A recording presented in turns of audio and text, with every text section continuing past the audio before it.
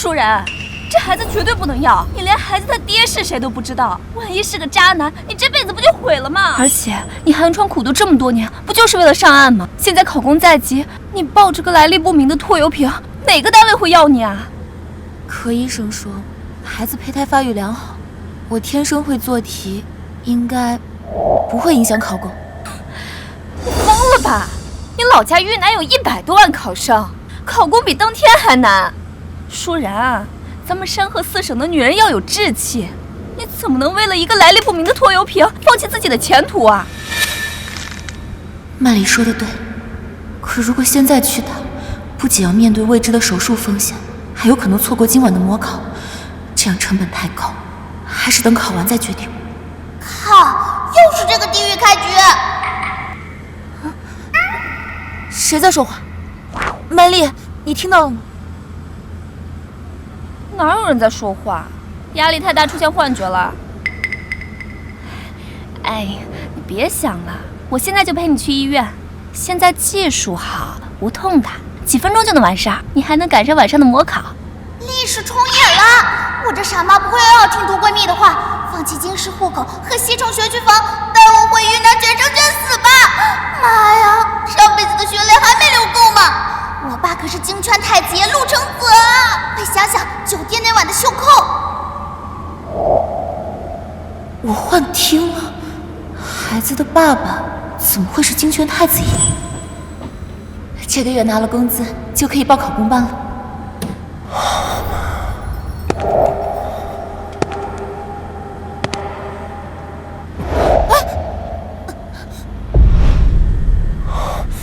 帮我！我现在去找医生帮你。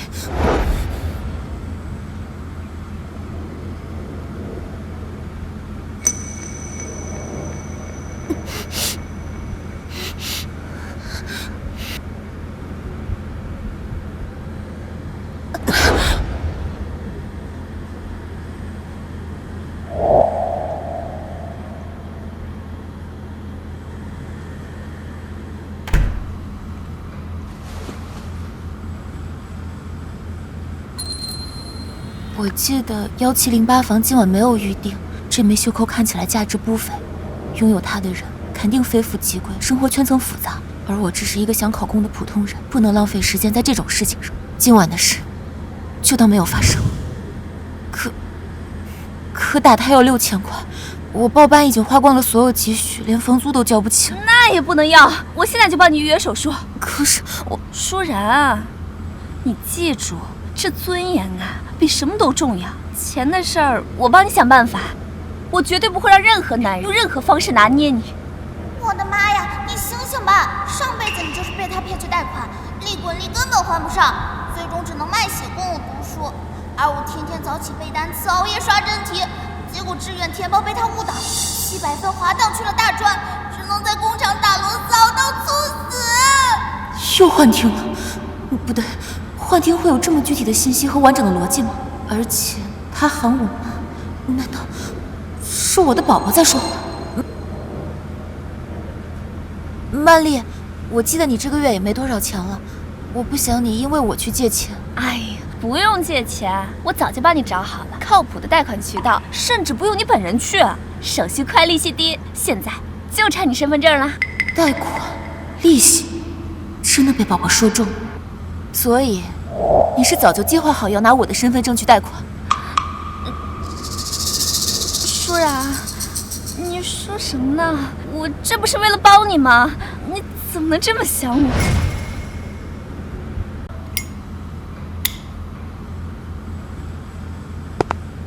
陆总，根据您提供的信息，已经查到这个林舒然女士，豫南人，燕大中文系大4学生，为凑考公面试班的2万8学费，目前在酒店兼职夜班保洁。同时我还查到，她3天前去做过孕检，确认怀孕。第一次就怀孕了，这概率可以去买彩票了。她上陆家找过我没？没有。估计在想开多少价呢？哼，等着吧，不出3天，她就该找上门来了。准备好钱，把这事儿处理干净。我可不想她和她肚子里的麻烦影响我的心情。可老夫人那边，自从老夫人知道您遗传家族弱精症，就一直担心传宗接代的问题。如果被老夫人知道，那就等老太太知道之前解决。所以，她是知道了什么，想借机攀上来。目前看还没有任何试图接触陆家的举动。等等，陆总，他预约了今天下午的人流手术。以退为进，手段不算太低级。查到他的位置了吗？正好无聊。走吧，本少爷亲自看看，他想演哪一出。哎呀，舒然，你信我，我们这么多年闺蜜了，我能害你吗？现在我就陪你去医院啊！曼丽，你还没有跟我解释清楚。解释什么呀？你是不是压力太大出现幻觉了？我看你就是怀孕太敏感。哎，你别想了，走吧，再晚就来不及了。你放开我！我今晚还有模考，孩子的事，等我考完再考虑也不迟。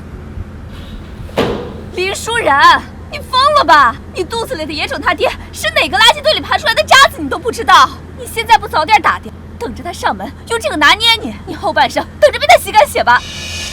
垃圾堆里的渣子吸干血。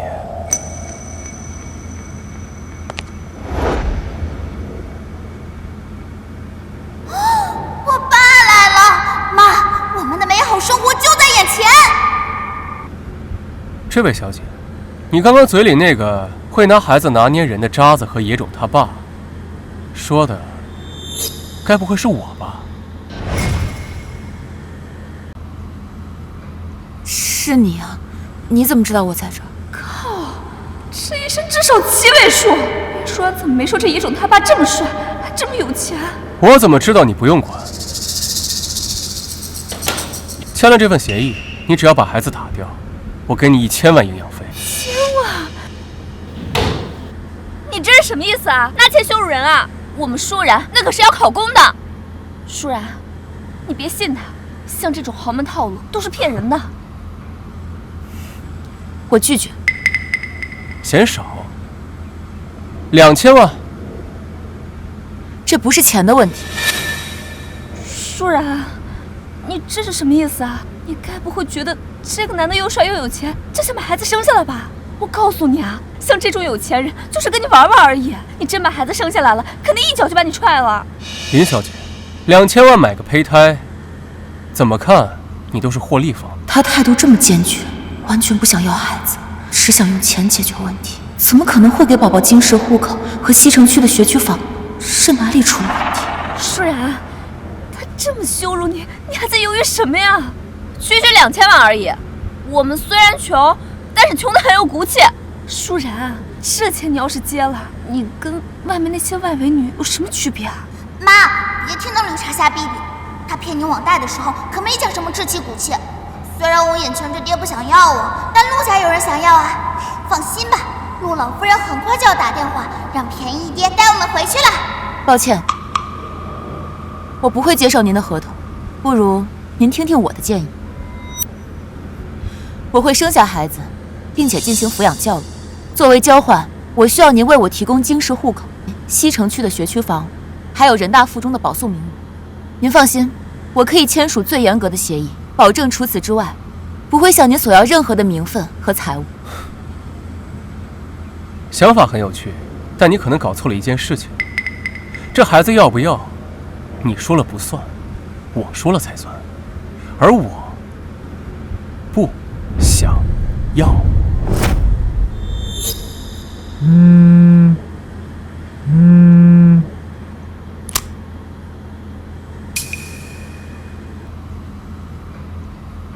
陆总，我想您说了也不算。奶奶，人我带来了。满墙书，茶几上摊开的是《古文观止》，看来老夫人很看重传承和规矩。林小姐，豫南人，燕大在读，备考体制内，凭自己考入京内，不容易呀。谢谢老夫人。但这份不容易，对我们陆家来说可不够看的。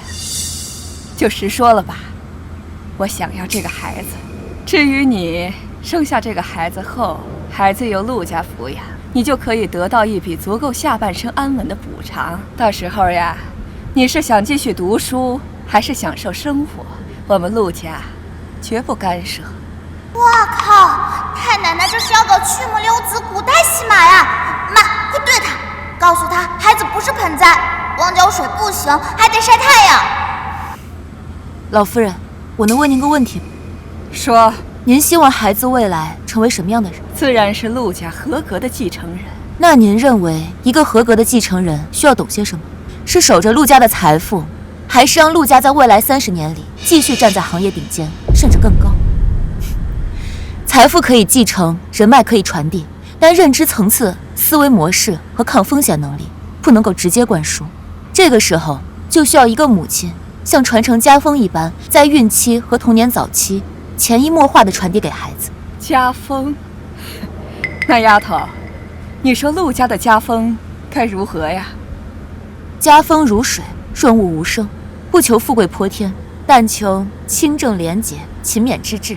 就像您在读的这本《古文观止》，书香传家久，诗书继世长。陆家以商离世，骨子里却透露着文人的风骨与远见，这就是最宝贵的家风底蕴。好一个书香传家久，这比那只谈车穿名牌、谈论珠宝的那个俗物啊，可强多了。绝了，妈，你是我的神！这波满分作文直接把老太太拿捏了。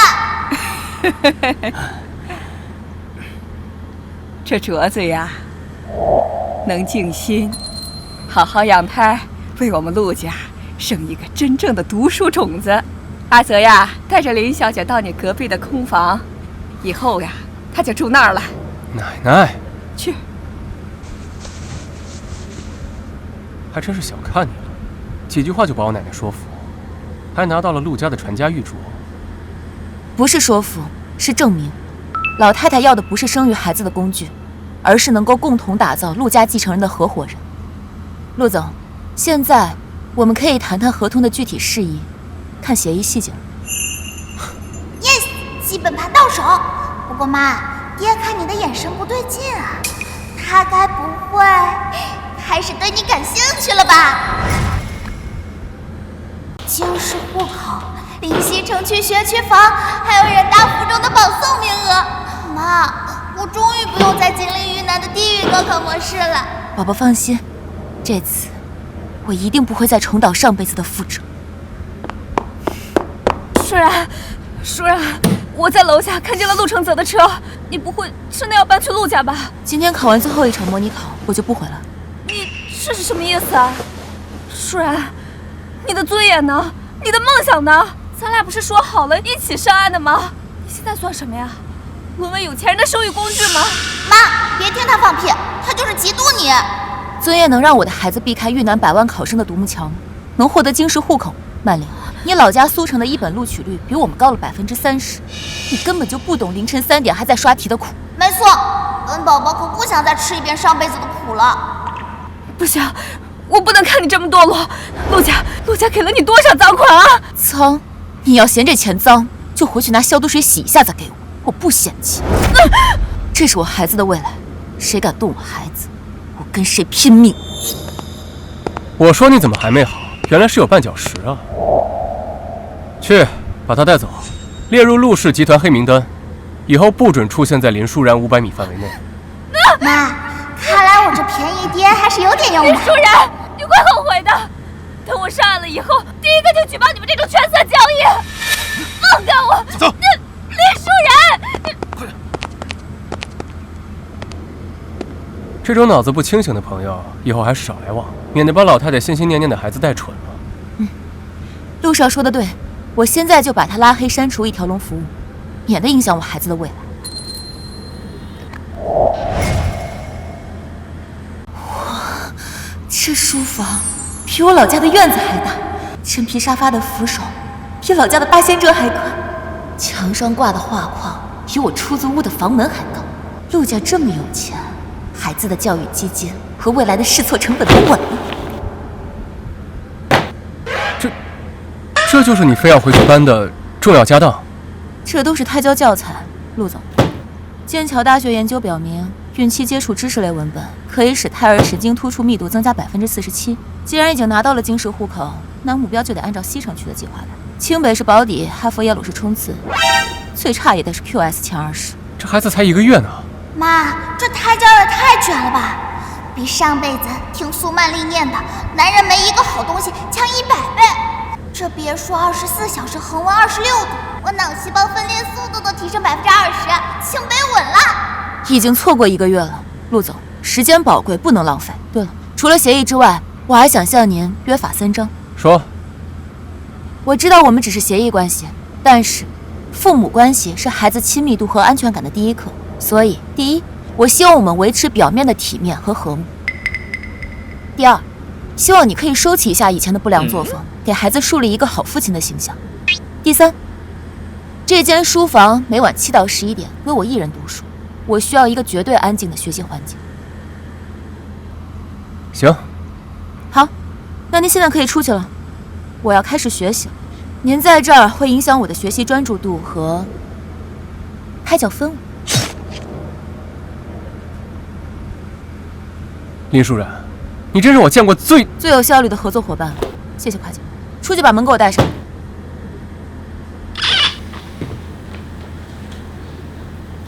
搞定！妈咪喂我，爹地吃瘪的样子有点可爱。学习，不能被干扰。约法3章，为了孩子，这女人脑子里除了学习计划和那个胚胎，到底还有没有别的？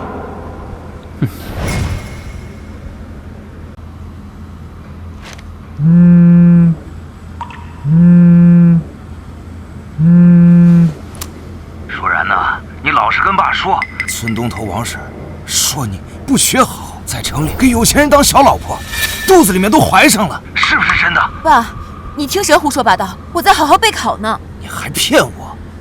曼丽那丫头把电话都打到家里来了，哭着说劝不动你，说你非要走歪路，说你都放弃考公了，为了钱整天跟野男人鬼混，老林家祖祖辈辈清清白白，脸都让你丢尽了。爸，苏曼丽的话不能信，她是因为啥？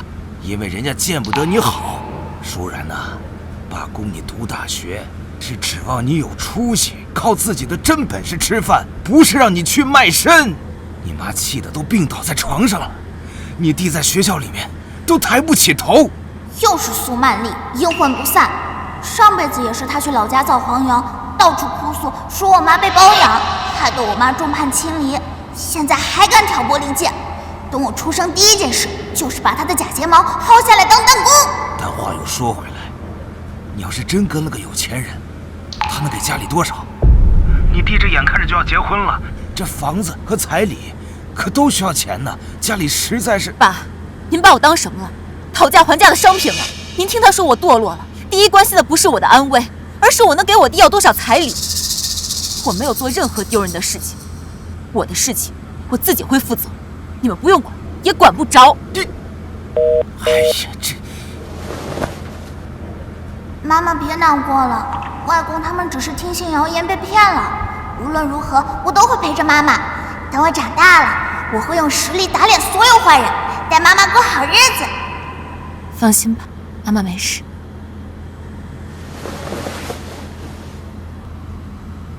情绪解决不了问题，但解题可以。我一定会找到证据，让苏曼丽不敢再造谣生事。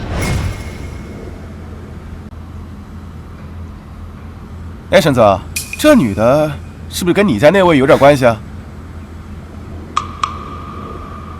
哇，这写的够狠呐！表面清高学霸，实则精于算计，利用胎儿捆绑豪门。这姓苏的是和你家那位有什么生死过节吗？我有点事，先走了。这才几点？局刚开啊！处理点麻烦。林舒然，陆总，我记得我们约法3章里包括了我学习时间的非请勿入。你还真是两耳不闻窗外事啊！先看看这个。什么事情让陆总都爆出谚语了？这么急？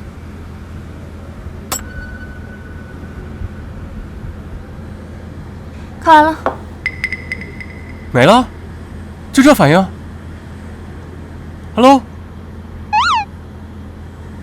他在网上造谣诽谤你，把你形容成一个不择手段的心机女，让网友网暴你。哇，爹地这是在为我妈着急，还生气了。他居然专门跑回来告诉我妈，这太过分了。这就对了吗？我竟然会把这个关键条件看错，这太过分了。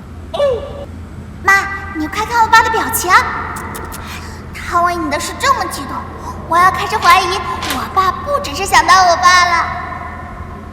陆总，你这是在关心我？少自作多情，我只是害怕这些乱七八糟的会影响我们陆家的名声，还有孩子的胎教环境。总之，你需要帮忙的话，既然热度已经这么高了，骂也骂了，那这流量不用白不用。什么意思啊？他不是指控我学霸人设造假，靠孩子上位吗？那我们就当场验证一下。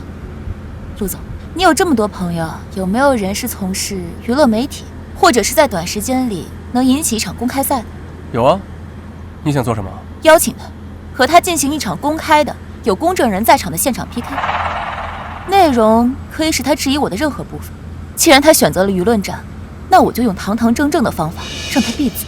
妈，你太帅了，用实力打脸最爽，让那些喷子看看，遇难做题家的题海战术可不是盖的，行测秒杀，申论碾压，这波一定能一战封神。你就不怕翻车，或者他不敢应战？对于刷过的题，我有绝对的把握。至于他不敢应战，那不就证明了他心虚，谣言不攻自破。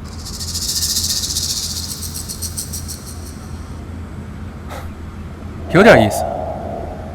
行，媒体、公正、场地，你都不用操心，你只需要做好，不要真的做错题。好，那你现在可以出去了，我要开始做题了。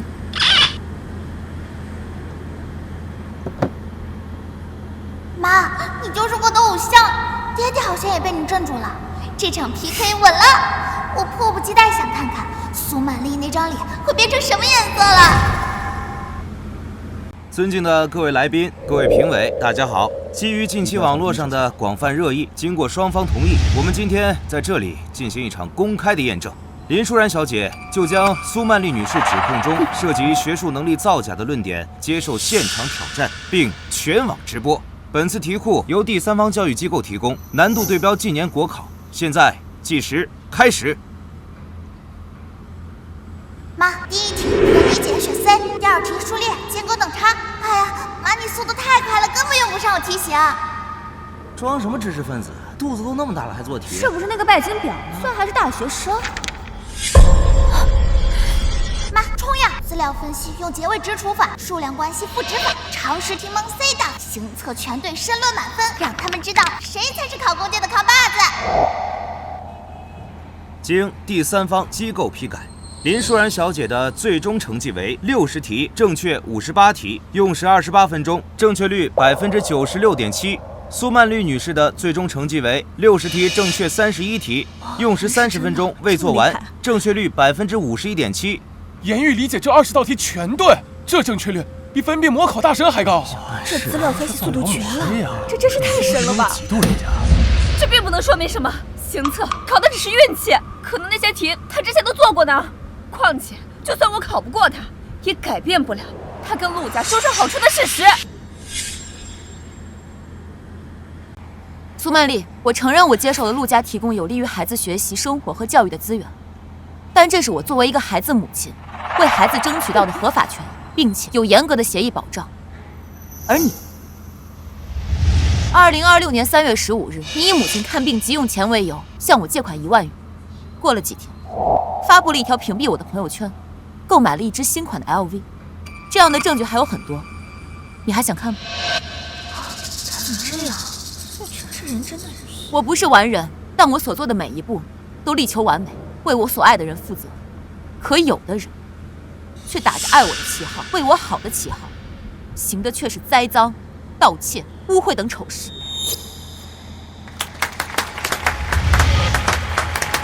林舒然，你真是一次又一次出乎我的意料啊！赢了，赢得漂亮！妈妈就是最棒的。不过爹爹那眼神都快粘在妈妈身上了。宝宝，这辈子妈妈一定不会再让你受一点委屈。林小姐，林小姐，看这边，谢谢大家。小小南，全完了，我什么都没了。林舒然都是你，凭什么？凭什么你能得到这一切，还能这样哄我？林小姐，您别走啊！你和你肚子里那个孽种都该死！我不好过，你也别想好过。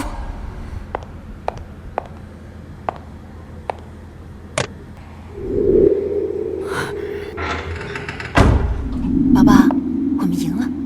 妈妈超厉害，不过刚才好累啊。妈妈，我们赶紧回去休息吧。小问题，林舒然呢？刚刚还在这儿呢。苏曼丽，你怎么来了？我怎么来了？我的好闺蜜呀，我当然是为了恭喜你啊！恭喜你，玛莎就要被毁掉了，去死吧！跟你的野种一起下地狱去吧！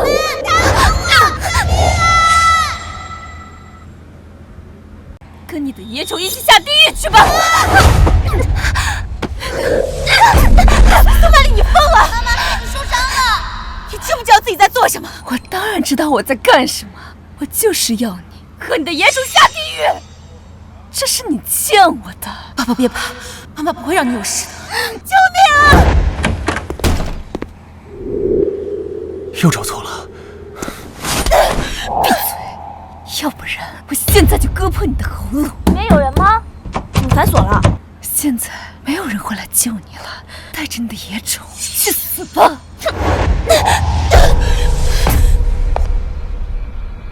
妈妈小心！林舒然，妈，我爸来了。虽然姿势有点中二，但来得太及时了。你来了，你轻点。都流血了，能不疼吗？爸爸来了，妈妈别怕，我们没事了。谢谢。哎，妈，你快看，我爸耳朵是不是红了？他竟然也会害羞。舒然，舒然，舒然，我错了，我就是一时鬼迷心窍，你知道的，我不能留案底的。我给你磕头，我给你磕头，你看在我们这么多年好闺蜜的份上，你就放过我这次吧。闺蜜，你之前想骗我的身份证去贷款，还在网上造谣抹黑我，现在还想伤害我和我的孩子，我们之间早就已经没有情分了。林舒然，你不能这么狠心，你是要毁了我的一辈子吗？把他送去该去的地方，我不想再见到他。舒然，舒然，舒然，走，舒然。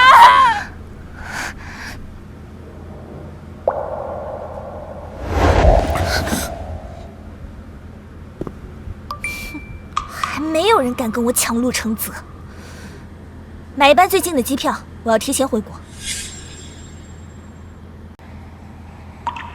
妈妈，刚才吓死我了，还好爸爸来得及时。这么看，他也不像传闻里说的一无是处嘛。宝宝没说错，而且陆承泽刚刚好像很担心。你都受伤进医院了，还笑得出来呢？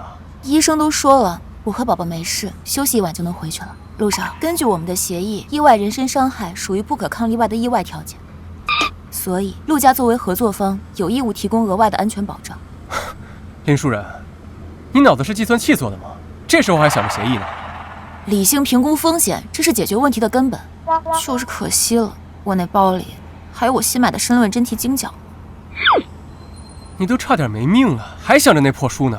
那不是破书，那是燕京大学内部编撰的参考书，很难买的。啊，行，林舒然你厉害，等着。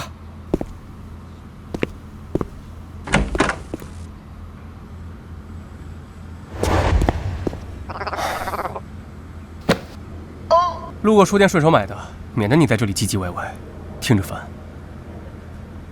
相册题库，我的妈呀！我记得我爸这辈子都没进过书店，他竟然还会买书。陆少，我记得离医院最近的书店要5公里呢。小爷乐意跑，你管得着吗？看不看？不看我扔了。啊，看，当然看。现在知道小爷的好了吧？对了，苏曼丽那个女人要不要小爷帮你出出气？哎，你能不能收收你那不正之风？苏玛丽她自有法律来审判。我这不是想快点解决麻烦吗？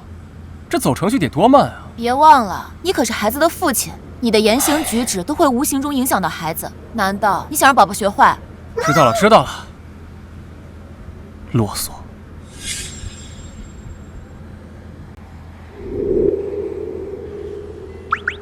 不是说先不告诉老夫人？你也太小看老太太了吧？什么事儿能瞒过她呀？丫头，你受苦了。阿泽呀，你怎么能让舒然在你的眼皮子底下出事儿？我哪知道那女人这么极端，还藏刀啊！我要的不是你的解释和事后处理，而是事前防范。舒然她现在怀的可是你的孩子呀。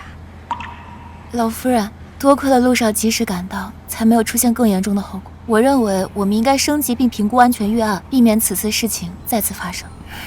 好孩子，你遇事不慌，看得透彻。你听听。哎呀，知道了，知道了。哇哦，妈，你发现没？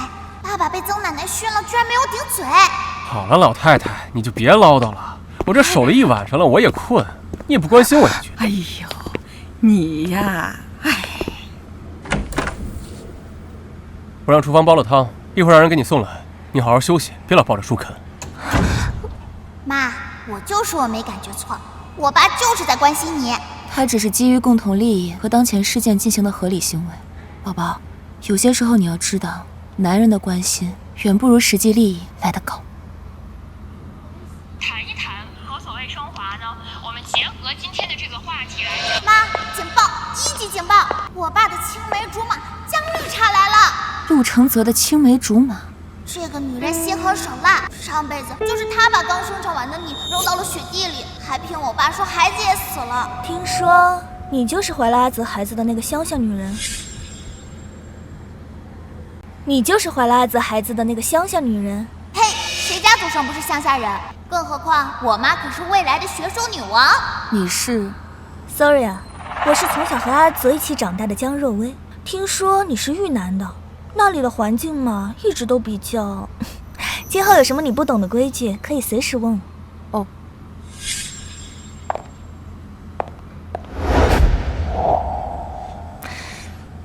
怀孕了还学习啊？也是，你们这种山河四省的孩子，也就只能刷题了。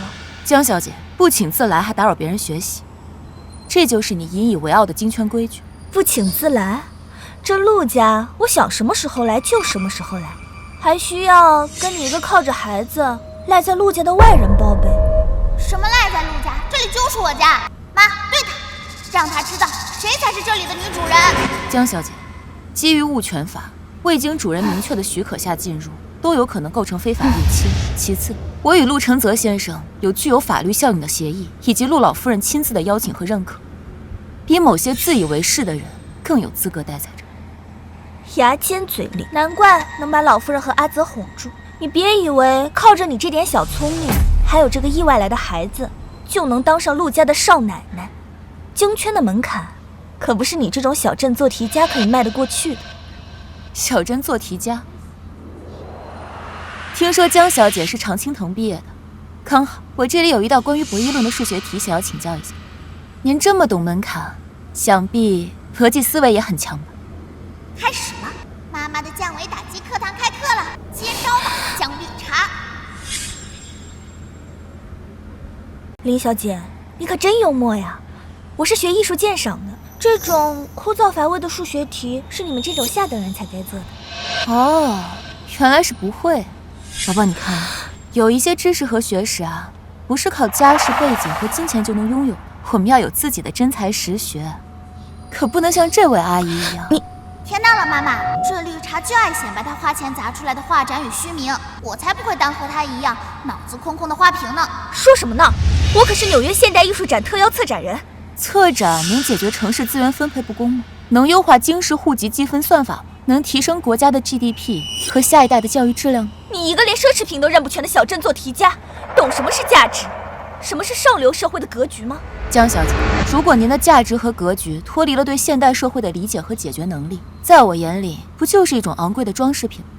你我和妈这嘴，不考公当外交官的屈才了。吵什么呢？阿泽，你看这个没有名分的孕妇这么羞辱我，你可一定要给我出气啊！爸，你的洁癖呢？怎么还不甩开胳膊上的脏东西啊？也许这就是陆承泽与江若薇的惯性社交行为，只要不影响宝宝的户籍和学区房，我就不需要在意。路上我就不打扰你们。站住！看见了吗？在阿泽心里，我才是最重要的，而你不过就是一个借着孩子的势利眼罢了。妈，咱不跟傻子一般见识，回去刷题，让我爸自求多福吧。等拿到了户籍和学区房，再搬走。哼！等等，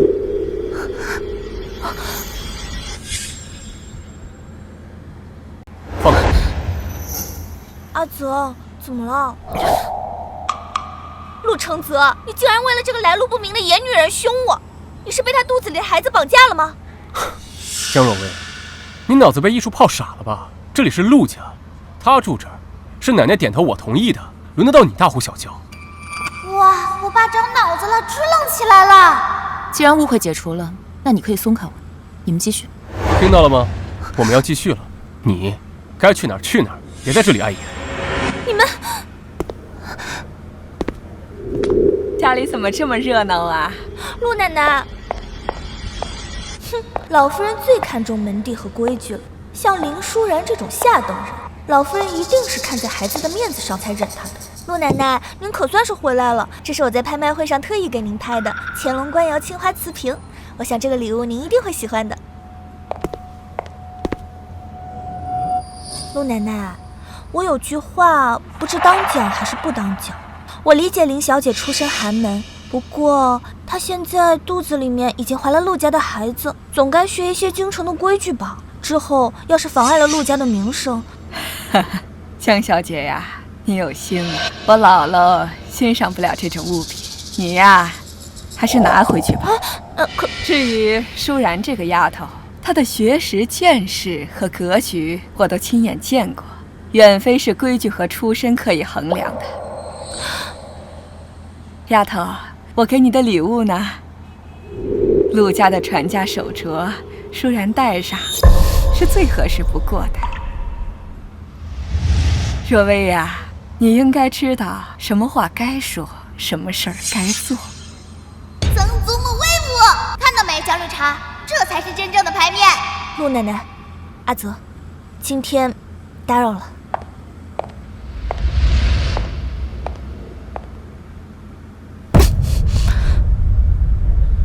给我查，掘地3尺也要把林舒然所有的底细给我挖出来，我要让他身败名裂。感谢诸位亲朋今日莅临，借此机会，我要向大家正式的介绍我陆家未来的孙媳妇儿林舒然。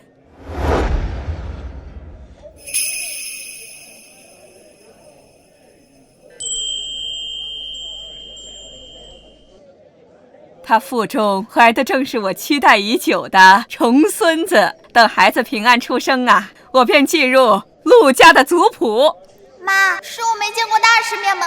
我怎么还有点紧张呢？突然从哪儿冒出来的孩子？我记得陆少不是弱精症吗？哎，少说两句，没看见他手上戴的是陆家家传的手镯吗？老夫人，这是不是太操之过急了？哦，那你有什么高见？高见谈不上，可我陆家100年门第，林小姐出身豫南小镇，怎么能担得起陆家未来少夫人的重任？门第家风，首重德行才学，舒然品德高尚，学识见识均属上乘。老二啊，时代不同了。出生才是根本，你不要被他肚子里的孩子给蒙蔽了。哎，让开，都让开！我是林舒然的亲爸，我是来找我亲闺女和我好女婿的。林大海这个吸血鬼是怎么找来的？肯定没好事。然然，爸可找着你了，这真是陆小姐的父亲？果然是小地方出来的，根本就上不得台面。他真是你爸？是。大家伙都听到了吧？啊，正好今天大家呀为我评评理，我辛辛苦苦把闺女养大啊，供她读大学。哎，她现在怀了陆家的孩子，陆家是不是该表示表示啊？哦，林先生，您要我们陆家该有什么表示啊？那当然得有，彩礼、3金、房子、车子，另外我闺女这未婚先孕，这名声损失，陆家得补偿补偿吧，最少得3000万，不，5000万。狮子大开口，他怎么不去抢？林大海先生，妈，这个吸血鬼眼里只有钱，上辈子他就没管过我们死活。你喊谁呢？我是你爸。根据民法典规定，父母对子女有教育帮扶义务，子女对父母有赡养义务。等您彻底失去劳动能力之后，我会按照豫南当地标准向您支付赡养费。但是，您没有任何资格向陆家索取彩礼和赔偿。反了天了！这攀上高枝儿，连爸都不认了是吧？好，那你就别怪我当着这么多人的面揭穿你的真面目。陆大少，他肚子里边的孩子，那根本就不是你的种，不是你的种。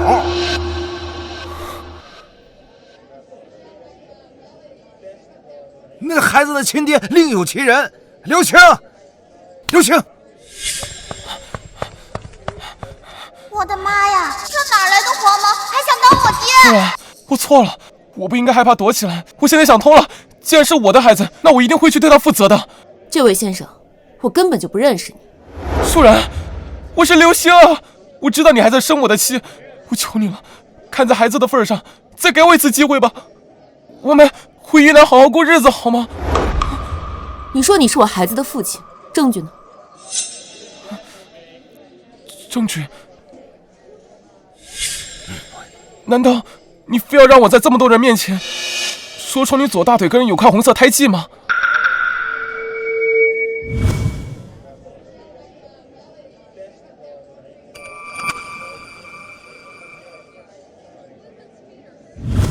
舒然，阿泽，这到底是怎么一回事？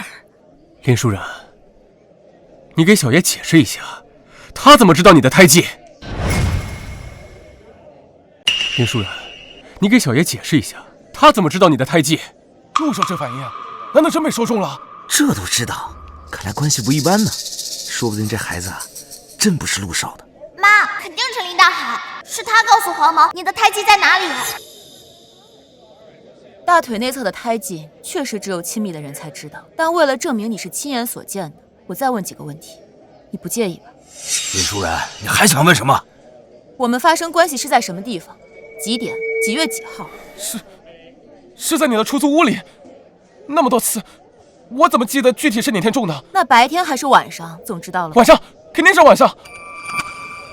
可根据我怀孕的周期推断，我那段时间一直在酒店上夜班。那就是白天，我记错了。那就更不可能了，我下了夜班就直接去补习班，这一点补习班的同学和酒店的工作人员都可以证明。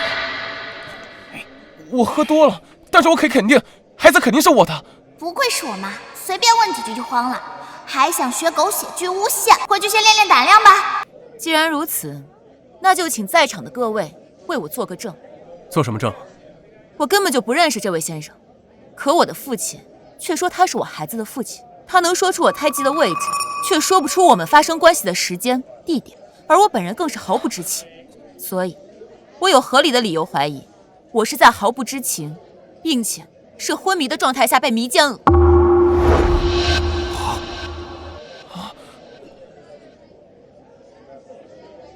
我要求立刻报警！我要求立刻报警！这别，家丑不可外扬，报什么警呢？放心，刘先生，听起来你也像是这件事的受害者。我相信警察一定会做出努力，让这件事情水落石出。林舒然，别装了，我这份权威机构的鉴定报告证明你肚子里孩子的亲生父亲就是这位刘先生。亲子鉴定报告，给我看看。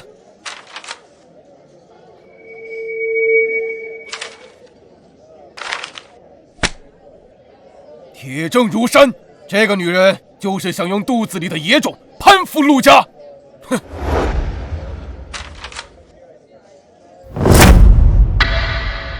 真是知人知面不知心，看着清清白白的，没想到内心这么险恶。必须严惩，以正家风。陆家100年门第，绝对不容玷污。林舒然，你最好给我个解释。我爹这个大笨蛋，他天天和我们在一起，什么时候看到我们去做 DNA 鉴定了？老夫人，这种不知廉耻、混淆陆家血脉的女人，应该立刻赶出去。舒然，这到底是怎么一回事啊？江小姐，您确定这份鉴定报告是真的？千真万确。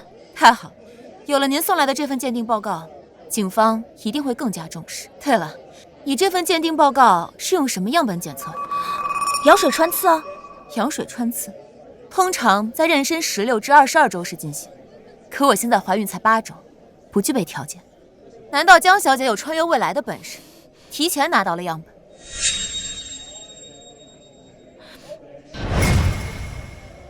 江小姐，这是怎么回事啊？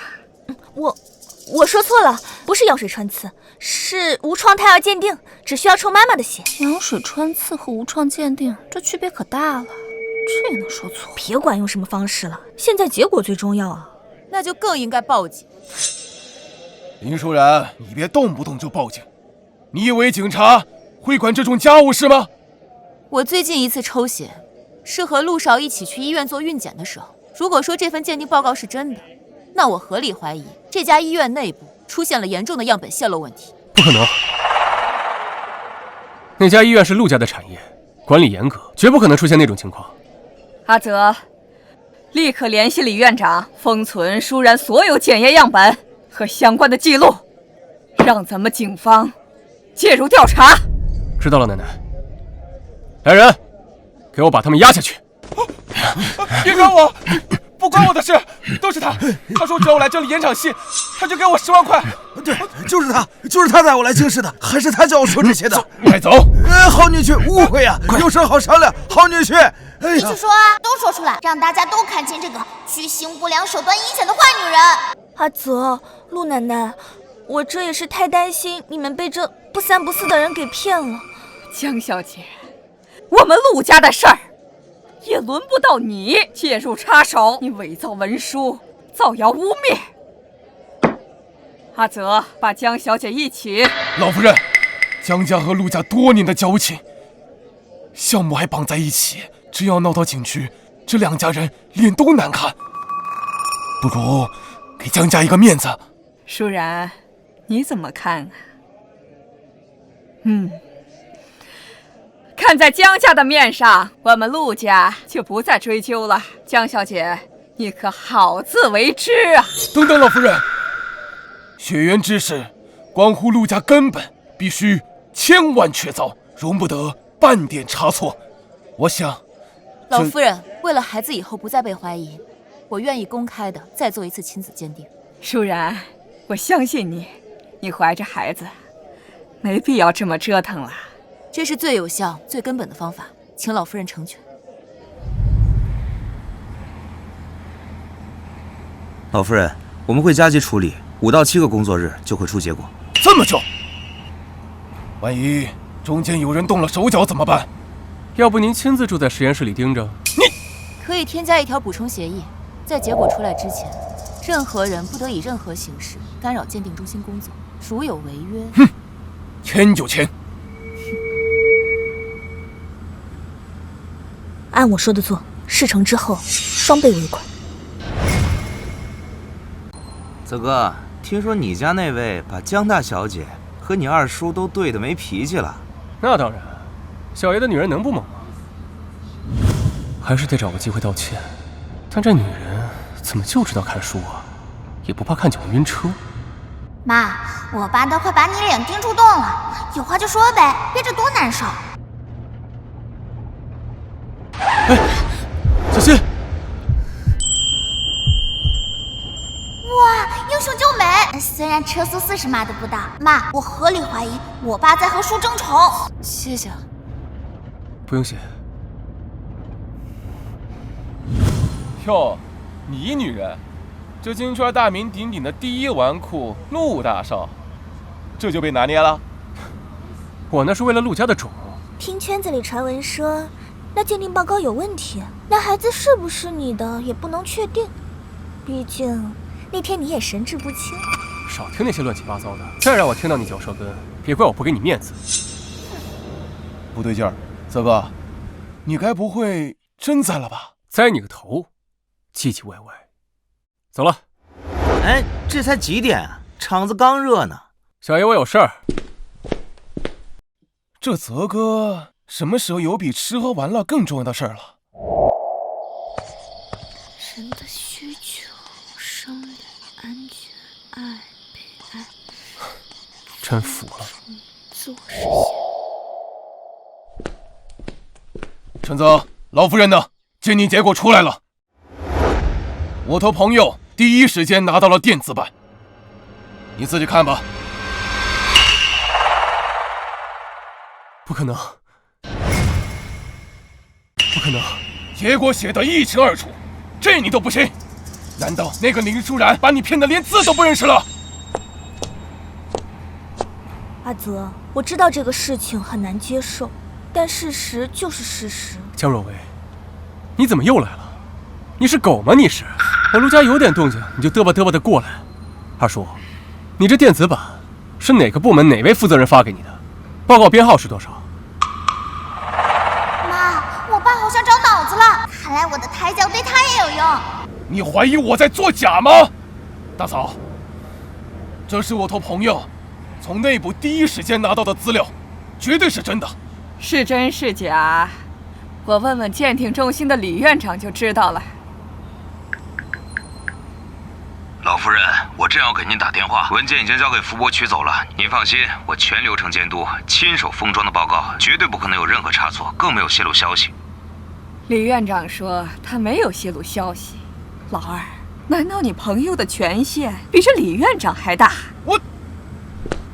老夫人，报告取回来了。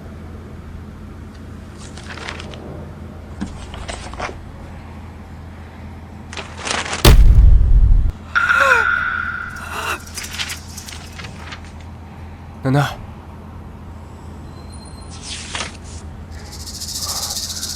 林舒然，你给我个解释！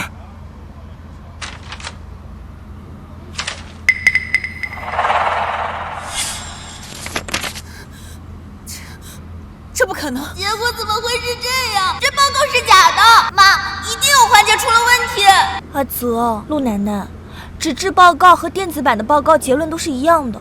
这个女人怀的根本就不是阿泽的孩子。留下这种女人和她肚子里面的野种，简直是陆家的奇耻大辱！来人，给我摁下她！放开我！这报告一定有问题，我要申请第三方复核。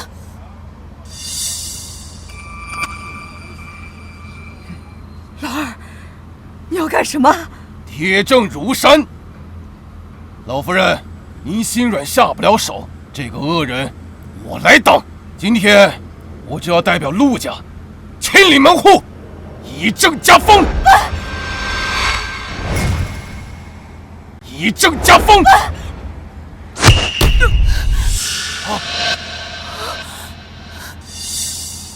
陆承泽，我的爸呀！妈，我爸脸都白了。承泽，你让开！这女人不值得你这么做。陆承泽，你疯了吗？你到现在还要护着这个骗子和他肚子里的孩子？江绿茶，你才是野种骗子！别败了我爸！我看谁敢动手！哈哈，好，那我就先把你给打清醒了，然后再解决肚里面这个野种。你给我住手！哎呀，老夫人，承泽他执迷不悟，你也老糊涂了吗？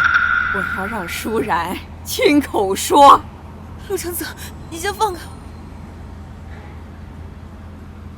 陆老夫人，我腹中的孩子只可能是陆少的，我要求立刻封存鉴定中心的所有结果，申请第三方进行复核。林舒然，你不要再拖延时间了，假的就是假的，就算你验再多次，也改变不了你肚子里是个野种的基因。上次是你自己主动要求鉴定，现在结果已经出来了，不是你说不认就不认的。老夫人，这是您之前秘密送检的2家鉴定机构的加急报告，刚刚送到。怎么还有2份报告？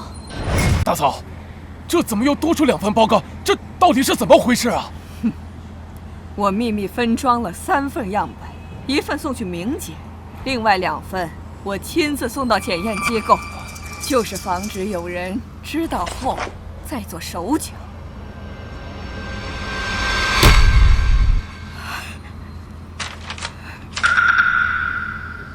这2份鉴定报告都证明了我们阿泽是胎儿的生物学父亲。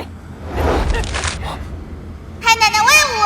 还好太奶奶有先见之明。妈妈，我们没事了。这怎么会跟那份的结果不一样？我也想问你为什么。你现在就给舒然一个交代。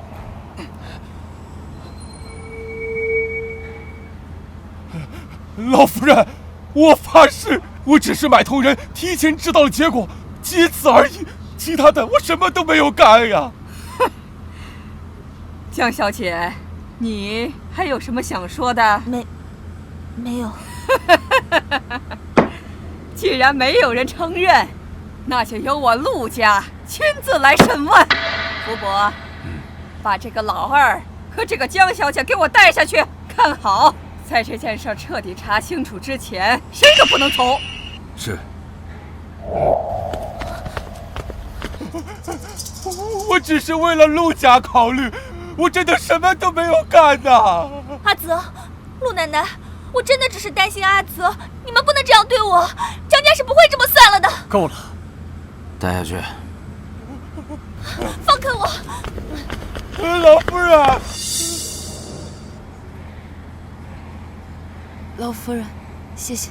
好孩子，让你受惊吓了，没事吧？是不是哪儿不舒服啊？我没事。路上你的背……林舒然，我……陆承泽，阿泽，你说这孩子怎么那么实心眼儿？不能把球棍抢下来吗？非要拿自己的身体去打。妈，我爸怎么还没醒？他不会是一球棍就 game over 的脆皮吧？要不让太奶奶再找个医生来看看吧。老夫人，陆少也是为了孩子好，还好没伤到筋骨，应该很快就能醒了。你怀着孩子又受了惊吓，你还是回去休息吧。这里呀，有我看着啊。老夫人，你也一晚上没睡。我这把老骨头啊，不一定比你们年轻人差。听话，规矩，也为了宝宝嘛。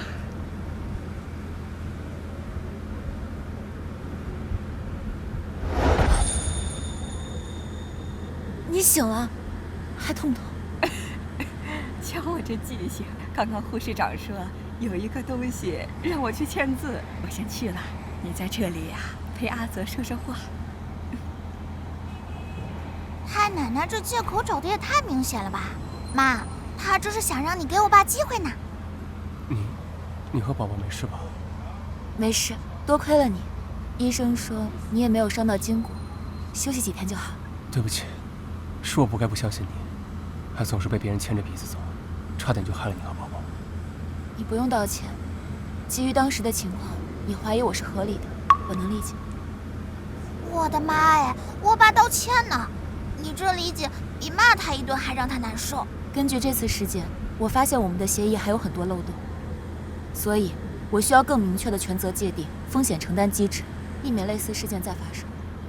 好，这次是我没有保护好你，作为补偿，协议条件你随便写。好，我后续会列一个清单给你。那你好好休息，我明天再来看。林舒然，妈，我爸有腹肌，没想到啊！京圈第1网课的身材管理这么严格。你盖好被子，好好休息。路上小心。文件是你名下5%的集团股份，还有南区3个项目的转让产权协议，护照和机票，是你下周去赞比亚那里的铜矿勘探，还缺个监工。赞比亚，那边勘探期10年起步，你这是要流放我？流放？老二，你别忘了，你差点打死我的孙媳妇儿和我的重孙子，阿泽被你打的，现在还在医院里躺着呢。你这字签了，陆家还认你，你若不签，后果自负。活该，让你欺负我妈妈，老老实实去挖矿反省吧。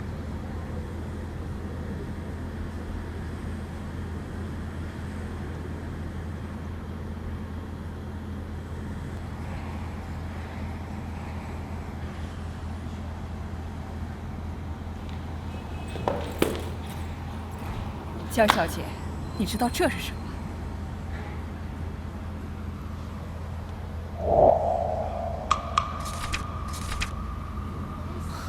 这是我们江家核心区的2个商业合作项目，还有东港码头的优先使用权和转让协议。没错，这是你父亲今天凌晨送来的，说是为你收买鉴定中心工作人员调换样本的赔罪。陆奶奶，那您收下了，是不是就代表我没事了？东西呀，我们陆家只是代为收管，最终签不签和怎么处理，那要看我们的舒然说了算。他可是直接的受害者。好酷啊，妈！快让江绿茶知道你的厉害。陆奶奶，您的意思是要让我求这个女人？看来你还是不情愿啊。福伯，等等，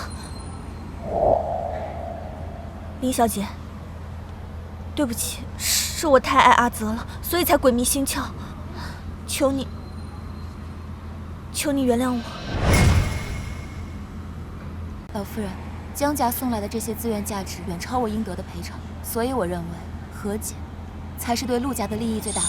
舒然呀，你不要为了这些小利委屈自己呀。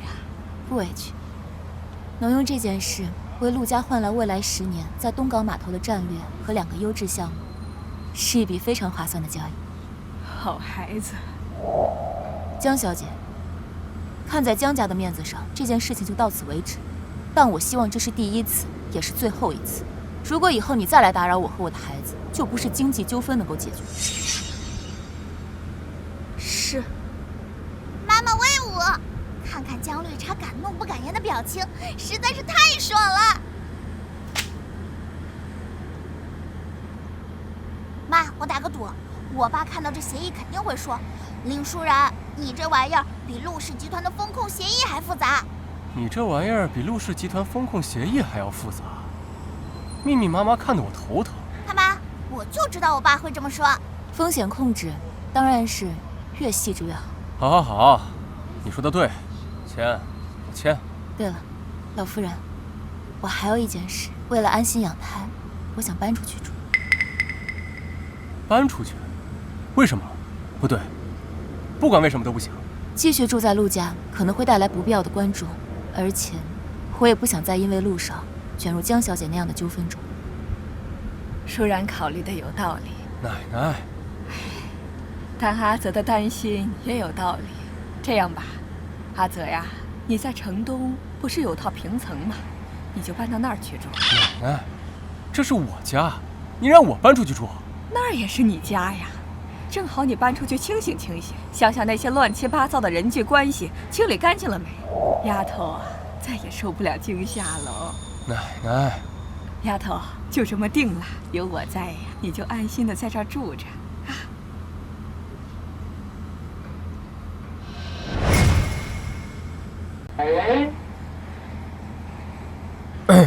我就回来拿点东西。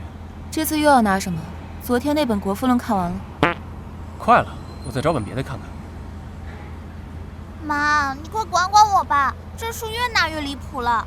你确定要拿这本？这是物理和天文系研究生级别的专著，涉及大量张量分析和微分几何。就这本了，我最近对天体物理很感兴趣，不行吗？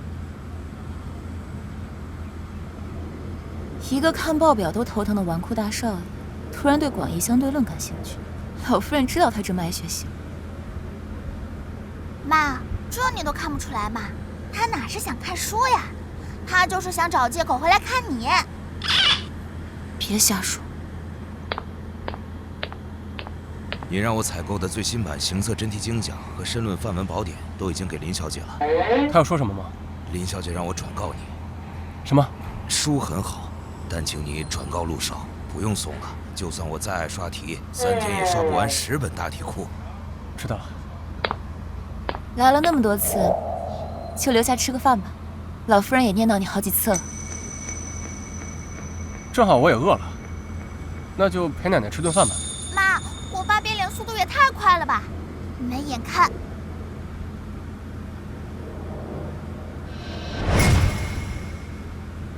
鱼有营养，多吃点。还有这个菜，这菜也健康。你怎么了？要不要喝点水？妈，你又吐了。好点了吗？没事，只是正常的妊娠反应，70%的孕妇都会有，通常会在孕12周时缓解。你刚刚看起来很难受，不行，还是去医院检查一下吧。我没事，我现在只想去躺一会儿。你先吃饭吧。妈，我爸的表情看起来比你还难受。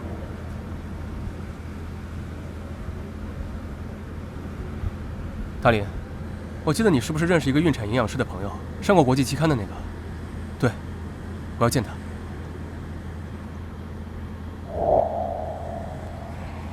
哇，爸爸在做饭，我没看错吧？太阳打西边出来了。你别多想啊，小爷我今天正好无聊，想发掘一下厨艺天赋。你正好来了，帮我尝尝味道怎么样？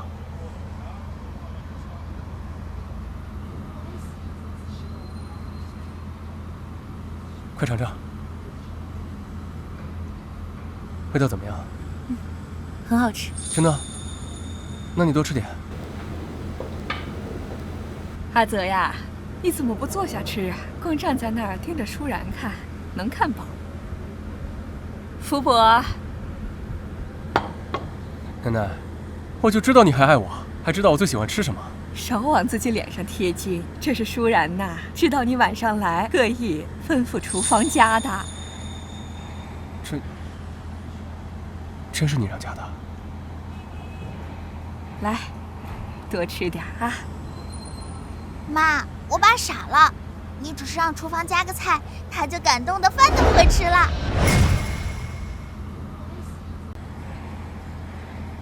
妈，好像是我爸的爸妈回来了。他们一直住在海外，特别偏心小儿子，一点都不喜欢爸爸，上辈子都没露过面，现在突然出现，绝对是来者不善。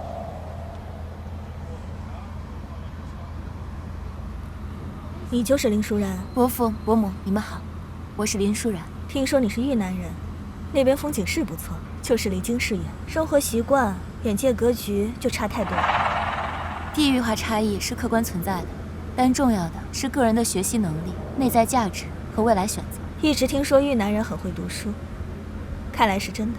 可惜，会做题和会做人可是两回事。那你的选择是为了给你肚子里的孩子找出亲生父亲，闹得满城风雨，让我陆家沦为圈里的笑柄，颜面扫地。嘿，老古董，什么都不知道就想把事情赖在我妈身上。爸，那件事舒然也是受害者，你别什么事都往他身上推。一个巴掌拍不响，她要是干干净净，能被别人陷害？陆承泽，若薇那姑娘啊，论家世，论教养，她样样出众，从小跟你一起长大，怎么就比不上一个来路不明的野丫头呢？江若薇如果真有教养，就不会花钱雇人污蔑舒然，更不会收买鉴定中心的人调换样本。对得好，妈，把太奶奶给你的手镯露出来给他们看看。伯父，意图混淆陆家血脉、打扰陆家平衡的人不是我，是江若薇。至于您说的体面，我和老夫人一致认为，守住陆家的血脉和未来才是真正的体面。这手镯是老夫人给你的。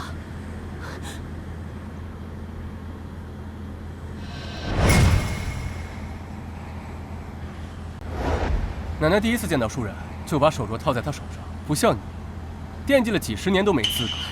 我看这老太太，她是越老越糊涂，竟然把我陆家的传家宝随随便便送给一个来路不明的野丫头。够了！林舒然是我孩子的妈妈，是我和奶奶认定的，轮不到你们说三道四。陆先生，陆太太，你们要是回家，我们欢迎；但要是专门来说这些没有用的，门在那边，慢走不送。陆承泽，我可是你亲老子，你什么态度你？妈，你可不能相信那个林舒然，简直目无长辈，毫无教养。我看啊，他对承泽根本就没有半分真心。什么叫做真心？是像江若薇那样，嘴上说着为了青梅竹马的缘分，实际上在背地里搞着阴毒的手段，要伤害我陆家的血脉？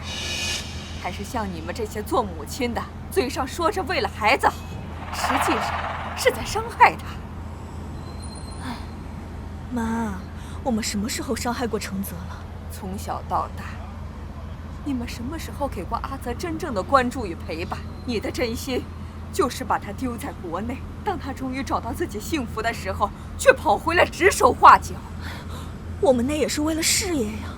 再说了，什么幸福？承泽现在只是因为孩子才被那个女人给迷住了。连福伯都看得出来，阿泽是真正的喜欢舒然，连你这个当妈的都看不出来吗？舒然和孩子，我保定了。如果你要再伤害他，赞比亚的项目现在还缺人，你们就过去好好的陪陪老二。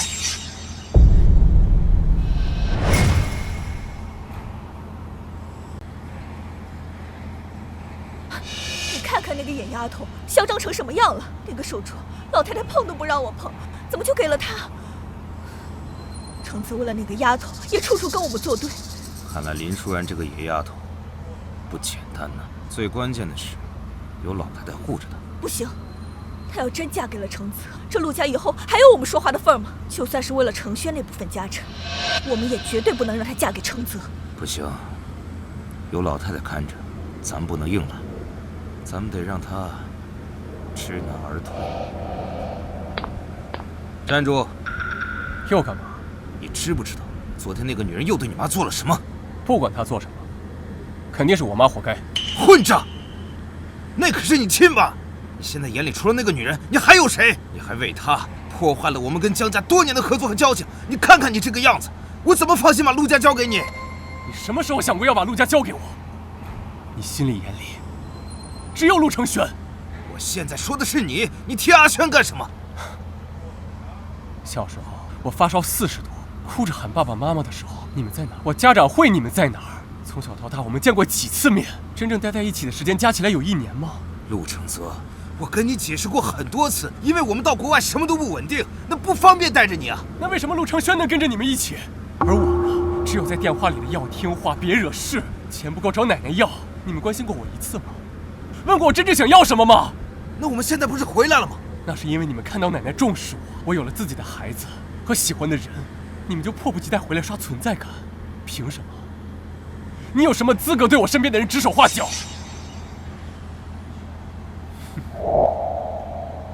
你给我站住！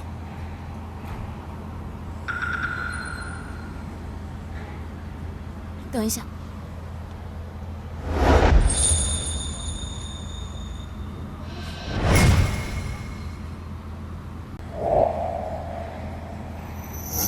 林小姐，这是我们父子之间的事，轮不到你插手。伯父，我想，如果这是关于陆承泽的事，作为他的配偶和孩子母亲，我想我有资格。你到底想说什么？我只是想让您在讨论陆承泽有没有能力接管陆家之前，您先问问自己，您有没有资格？我是他父亲，当然有资格。那这些年来，您有履行过作为一个父亲的责任吗？您缺席他的成长，还想仅凭着生育之恩就想干预他的人生选择，于情于理，您都不够格。问得好，哼，怎么不回答了？遇到难回答的问题就不说话了。至于江若薇，我和陆家都是受害者。既然江家愿意提供补偿，那对于陆家来说，接受就是利益最大化，而不是为了人情去忍气吞声。你这么替他说话，难怪他处处护着。我只是在陈述客观事实，还有最重要的一点，陆少今天所说的，都是他这20多年来所受的委屈和心里话。我希望您能郑重向他道歉。听词就帅，妈，你太猛了，我爸这下得彻底沦陷了。你好，我说不过你，但是想让我道歉，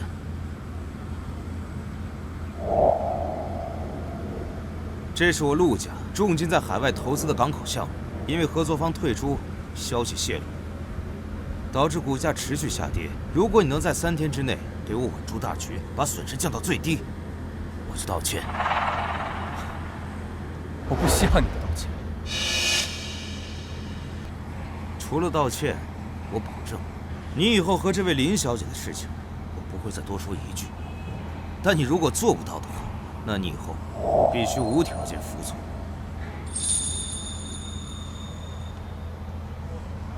说话算数，我要是做了，你以后不能再对舒然和孩子放半个屁。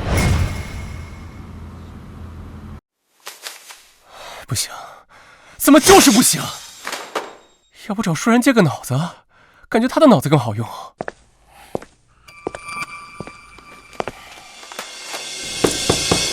又下跌2个点，别硬撑了。我知道你想证明自己，但有些事情，它不是光靠义气就能决定的。趁现在损失还不大，认输吧，啊，不然更大的损失，你可承担不起。哎呀，听话，认输不丢人，总比把整个公司的项目拖垮强吧？你也不想因为自己连累整个集团的利益吧？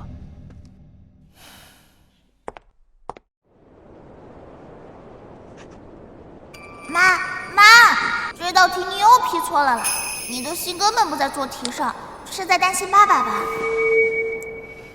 他那边的进展好像不太顺利。唉，我爸他一个不学无术，只会吃喝玩乐的纨绔大少，一上来就面对这么严重的项目事故，哪有胜算嘛？真搞砸了，那些媒体肯定会说我爸。对，这么严重的项目事故应该会上新闻吧？宝宝，你仔细想想，上辈子有没有看到过？让我想想。有了，上辈子好像有新闻说是合作方公司的内部权力斗争，最后赢的那一派好像是叫什么博来着。内部斗争。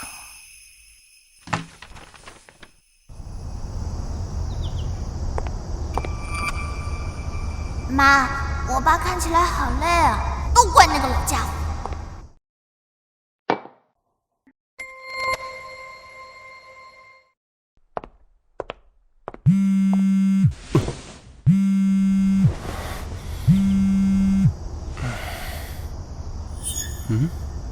这是什么？事故根源不在技术，在合作方内斗。现任 CEO 即将出局，最终赢家是博创。与其修补旧协议，不如直接接触博创负责人。他急需标杆项目稳住投资方，而陆氏有现成的供应链和渠道，让利30%换他们签排他性条款。对呀，这么好的办法我怎么没有想到？赢了，我要赢了！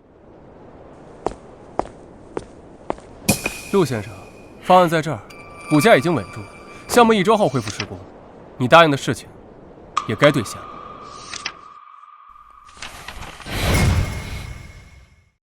奶奶，自从我搞定我爸那个烂摊子之后，我感觉我的任督二脉都通了。你看，这是我新追投的2个项目，这才没多久就涨了这么多。怎么样，你孙子是不是还挺有商业天赋的？没给你丢人吧？不仅你有商业天赋，背后还有高人指点。赚了这么多，你打算怎么谢谢人家舒然呢？奶奶，怎么什么都瞒不过你？你放心，我会把赚的钱都给舒然。除了钱，你的诚意呢？不是钱多就能代表诚意，就看你是不是真正的站在他的角度，为他着想，给他一个最重要、最实在的尊重与保障。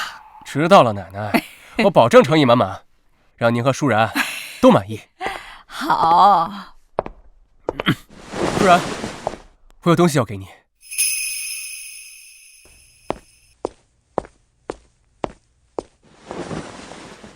老夫人，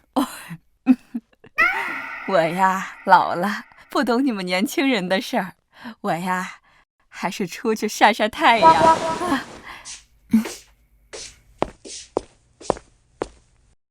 这是给你的。这是什么？你打开就知道了。妈，我好像出现幻觉了，我怎么感觉我爸在摇尾巴呀？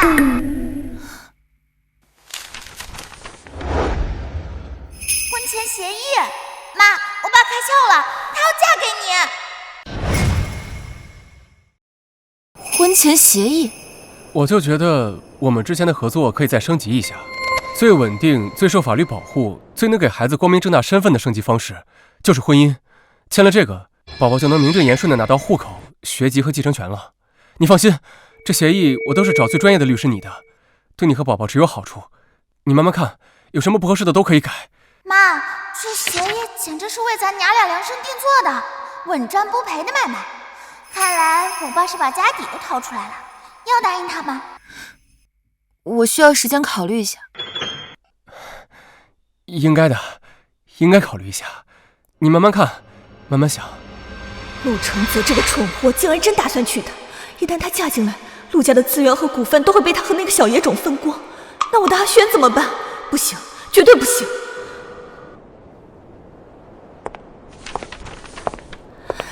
舒然，明天有空吧？正好跟我去参加个聚会。什么聚会？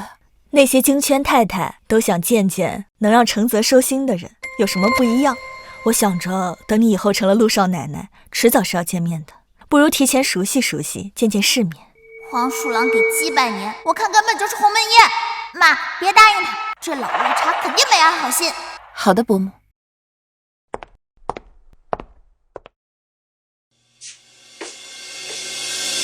舒然，周雅琴明显不怀好意，你没必要答应。如果我这次不答应他，他以后还会找其他的办法来找我麻烦，还不如这次直接让他死心。那好，去吧，我相信你。妈，明天我们就让那个老绿茶看看什么叫降维打击。就是妈，老绿茶叫我们过来，又把我们当空气，根本就是想让我们觉得格格不入，自惭形秽，这手段太 low 了。宝宝别担心，越故意说明他们越在意。放心，过不了多久，他们就会按耐不住过来找我们了。雅琴啊，这位是你新找的保姆，这么年轻还怀着孕就出来工作，是有什么困难吗？嗨，你看我光顾着聊天了，什么保姆呀？她就是那个怀了承泽孩子的女人哦。最近闹得沸沸扬扬的就是她呀。我还以为能把陆大少爷迷得神魂颠倒的女人会是什么倾国倾城的绝世美女呢，今儿这一看，果真呢，情人眼里出西施。那个舒然，你过来，给你介绍一下。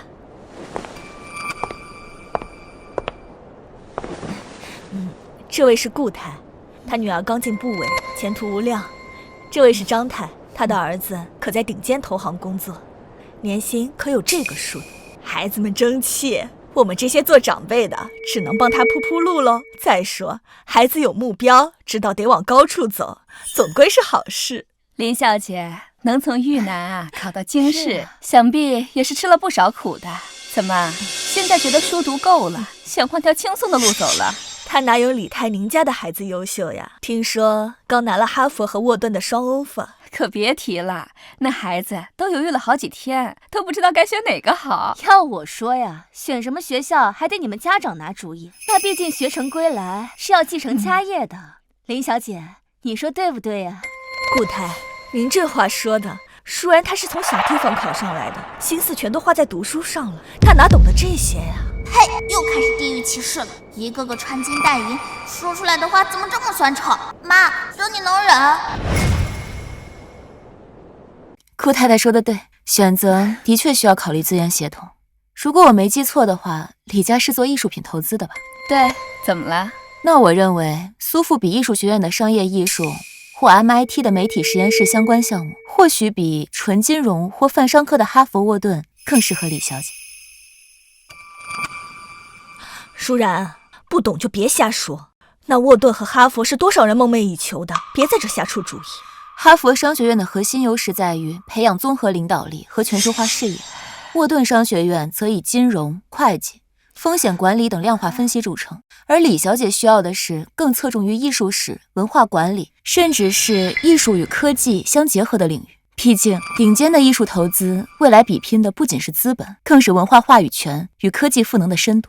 前几天孩子还提出对数字艺术感兴趣，我一直觉得那是玩物丧志。今天听李小姐这么一分析啊，的确是可以考虑的发展方向啊。你有时间可以跟她聊一聊，继承家业固然重要，但更重要的是李小姐自己喜欢什么。雅琴，这就是你的不对了。林小姐明明谈吐不凡，像你之前说的那些，害得我们差点误以为她是另有所图呢。就是，林小姐别见怪啊，看来是雅琴对你有误解。要我说呀，程泽能找你是他的福气。哎呀，林小姐手上的手镯是陆老夫人一直戴着的传家玉镯吧？是，承蒙老夫人的厚爱。林小姐，什么时候跟程泽结婚，记得通知我们一声。阿姨呀，给你奔份厚礼。林小姐，我儿媳妇也刚怀孕，正愁这胎教该怎么做呢。看你懂得那么多，有没有什么经验可以分享的呀？是啊，当然。妈，你看老绿茶那个脸，跟调色盘似的。刚才还趾高气扬，想让你难堪，现在自己变成背景板了，太解气了。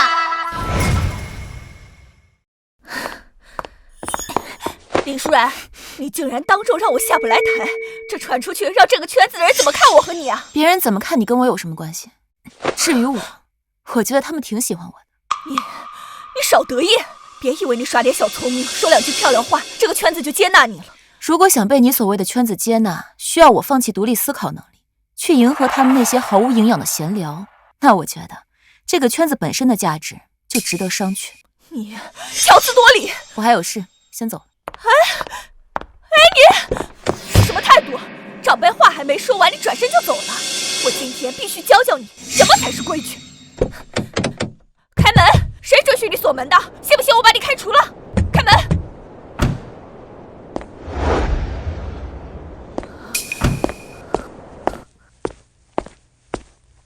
程泽，怎么是你啊？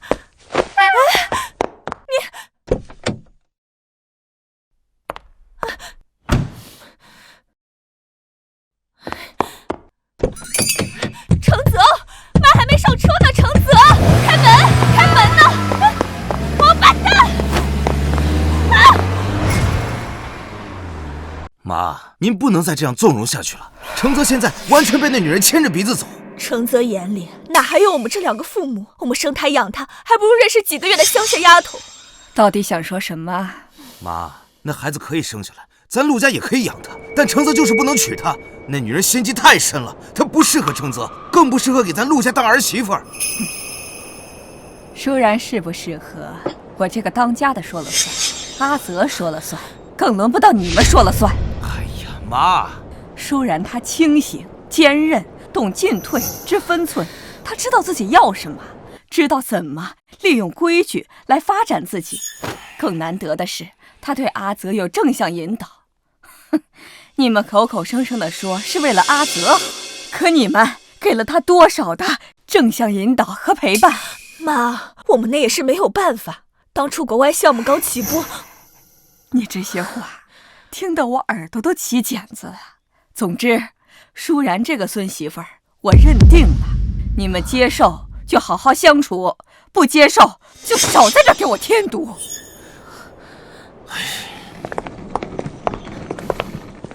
我们就这么走了？哎呀，现在老太太受那个女人的蛊惑，就连程泽也鬼迷心窍。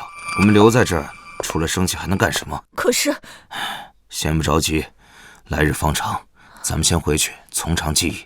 我想总会有办法。走吧。耶！终于把讨厌的苍蝇赶走了，这下家里终于清静了，妈妈也可以安心养胎了。小意思。哎呦，真是好久不见了，越来越漂亮了。洛少爷回来了，1年不见，真是越来越沉稳了。是啊，妈，新任务，这就是被老绿茶一直带在身边的小儿子。听说他又独立拿下了海外那个新能源项目，手段特别漂亮，跟那些海外的公子哥真是不一样。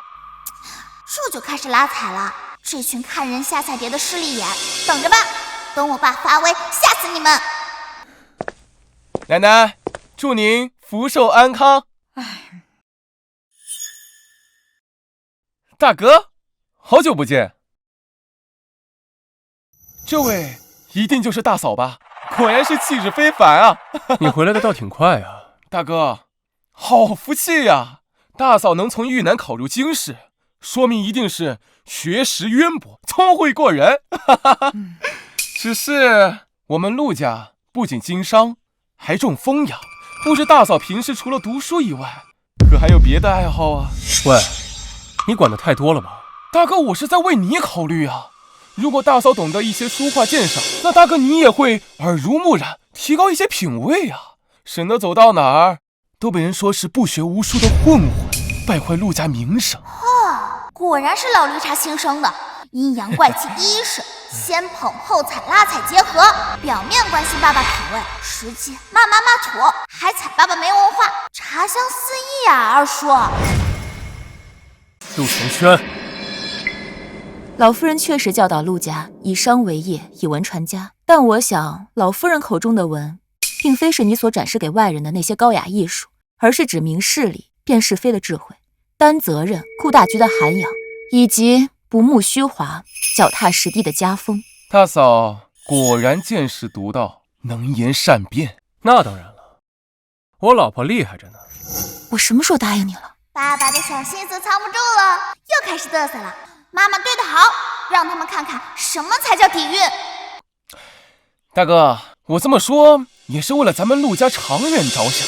听说你最近处理了一批项目，用非常规手段，虽然短期见效快，但是你有没有想过，你这么做会损伤咱们陆家与合作伙伴之间的信誉关系。爸爸常说要稳健有力。陆承轩，少拿那套来教训我。大哥，我知道你心里一直恨爸妈，偏心我。从小他们把我带在身边，把你留在国内，但是一家哪有隔夜仇啊？他们心里还是惦记你的。小爷不在乎他们惦记，更不想听到那两个人。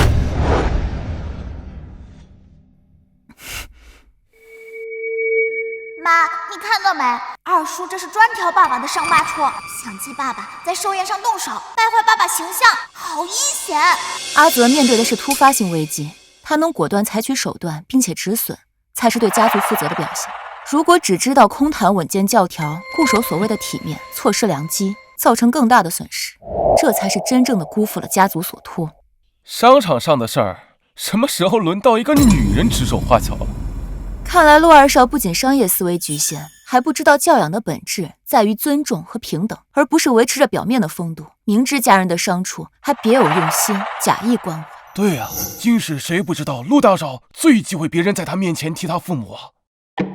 是，还是大嫂考虑周全，是我狭隘了，抱歉啊，我忘拿奶奶的寿礼了。你们继续啊。陆二少，好久不见，看来你也拿那个乡巴佬没办法。你想干什么？只要林舒然和他肚子里的孩子还在，陆老太太的心和陆家的资源都会偏向给陆承泽。我想你也不甘心吧？帮我混进去，剩下的交给我。别让我失望，如果失败了，别牵扯到我。当然，合作愉快。你太厉害了，你看陆承轩刚才脸都绿了。下次他再挑衅你，你不要被他牵着鼻子走，也不要动手，他就是想要激怒你，然后坐实你纨绔子弟的形象。我知道他是故意的，但我控制不了我自己，看到他那张脸，我的拳头就痒。深呼吸，找出他的漏洞，然后反将一军。知道了，知道了，林老师放心，下次我一定按照你说的来，抓住他的小辫子，对到他无话可说。没眼看，我爸这乖学生模样真是没眼看。不过妈妈说的对，对付绿茶果然需要更高的茶艺，哦，不是战略。他怎么又进来了？看那眼神肯定没变好屁。妈，咱还得防着他点。奶奶，这个呀是松儿寻遍海外特意为您找来的唐代禅宗玉佛，松儿借花献佛，祝您身体健康，松柏长青，福寿永驻。唐代宫廷玉佛，这可是有市无价的珍宝呀！二少爷真是有心了。瞧这雕工和气韵，二少爷对老夫人的小心可见一斑啊。有心啦。不知道陆大少今年又准备了什么惊喜？我记得去年是只会唱歌的机械鹦鹉，前年好像是能看到外星人的陨石。陆大少什么时候能和陆二少一样沉稳就好了。今年林小姐也在，不知道会不会正常点。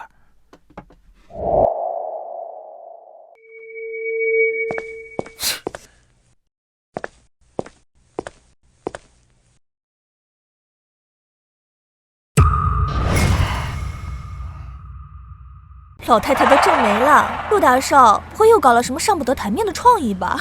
让老太太这么为难，看来不简单啊。手抄本，这年头谁还用手抄啊？这也太寒酸了吧！跟二少爷送的那尊玉佛比都没法比。大哥，这自己缝的枕头也能当寿礼呀？礼物是不是有点太随便了？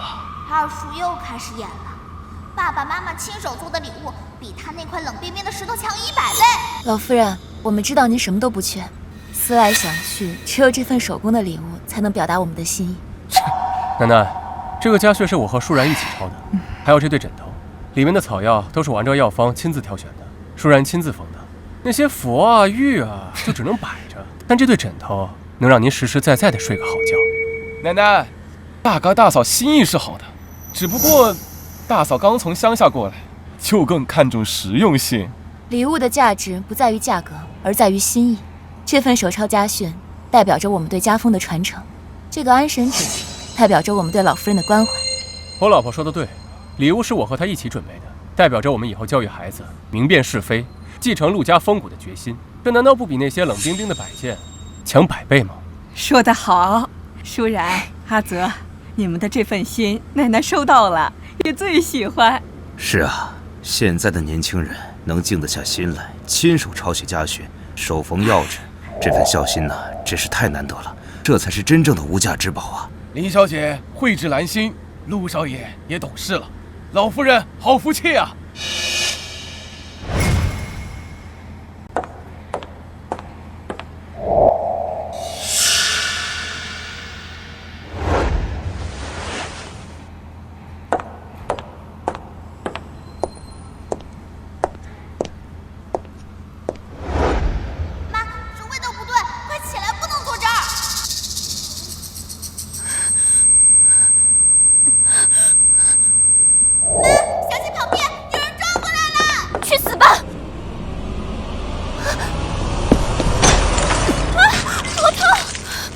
来人，抓住他！林舒然，就算我今天死在这儿，我也绝不会让你好过，一起下地狱吧！舒然，妈妈，我的肚子，妈妈，疼，我肚子好痛。舒然，我现在就送你去医院。江若薇，又是你！舒然和孩子要是有事，我要江家赔葬。报警！这次天王老子来了，也别想保他。如果舒然和孩子有事儿，我陆家和江家不死不休。又是个废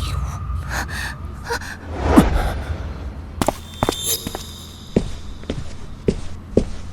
陆少，胎儿虽然暂时保住了，但是林小姐由于连续遭受惊吓撞击，还接触不明刺激源，有先兆早产和胎盘早胞的风险，必须立刻住院保留观察。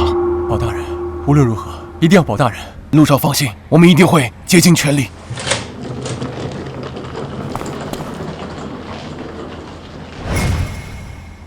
医生都说了我没事，休息一下就好了。你回去睡觉好不好？妈，爸爸看起来比昨天更糟糕了，他这么害怕，是不是产前焦虑了？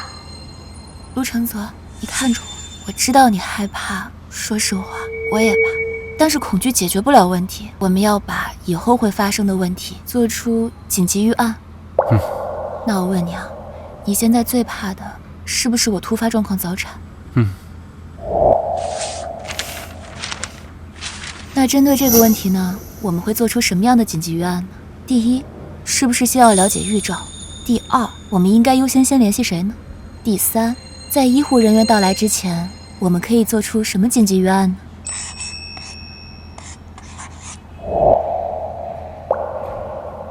好像真的没那么可怕。我们只要一起面对，就什么都不怕。一起。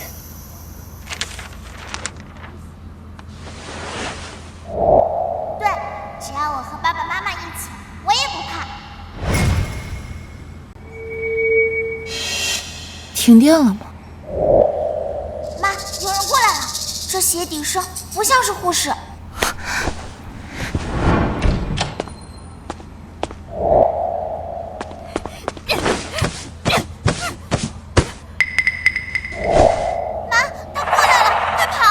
神哥，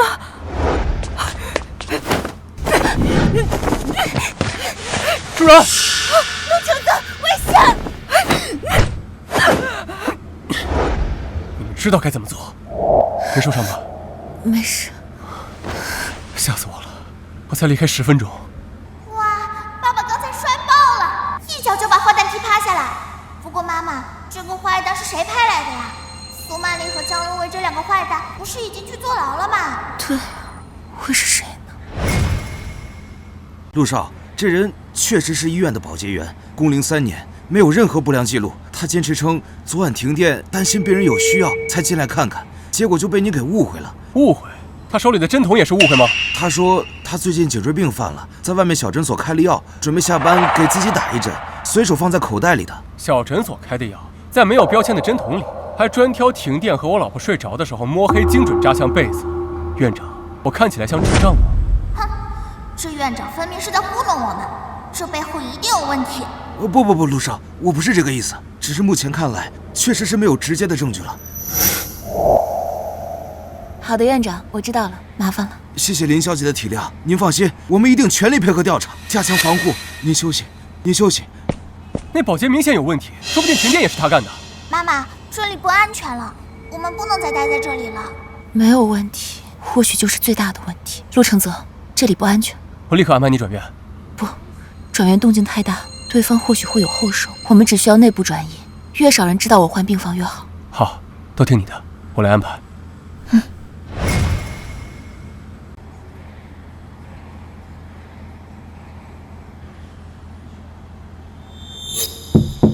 进来。林小姐，陆先生，今天需要更换一下胎心检测仪的电极片。好，麻烦了。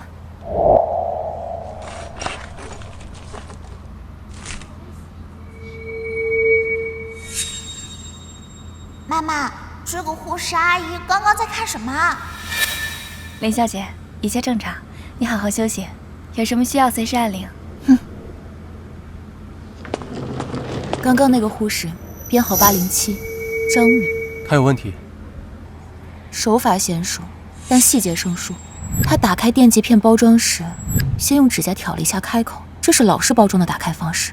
可是新包装已经更换了3个月了。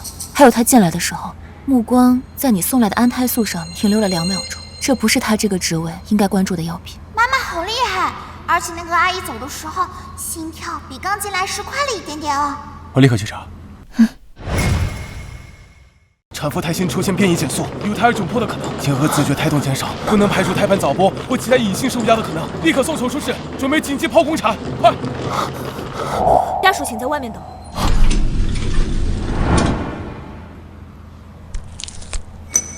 你在干什么？我在做最后的药品检查，准备手术。常规药品检查需要覆盖原有标签，你这个标签的颜色和格式都不符合医院标准。我再问你最后一遍，这个标签是什么意思？陆承泽，想去哪儿啊？说，谁支持你的？你以为抓住我就结束了？别忘了，林舒然还在手术室。你猜我会是最后一条保险吗？舒然，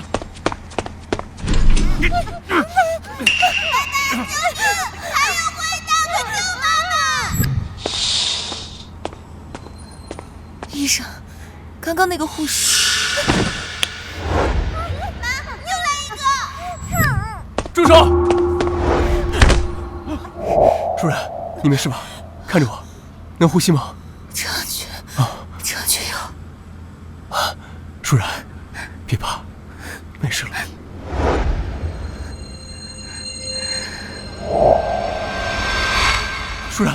舒然，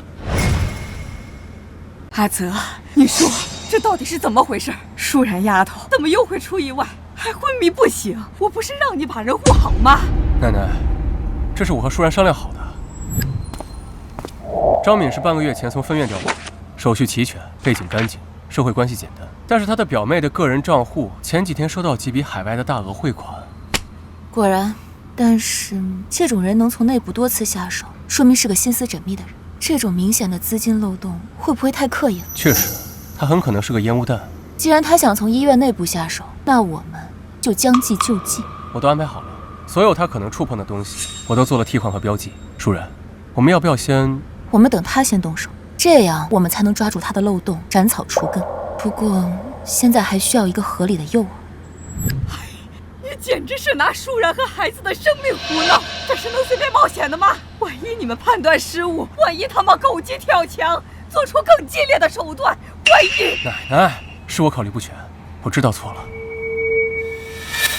李院长，24小时内将全院的所有人给我筛一遍，如查出任何疑点，立刻停止他的工作，并接受内部审查。再有纰漏，你这个院长就不用干了。是，老夫人，我立刻去办，彻查，一定彻查。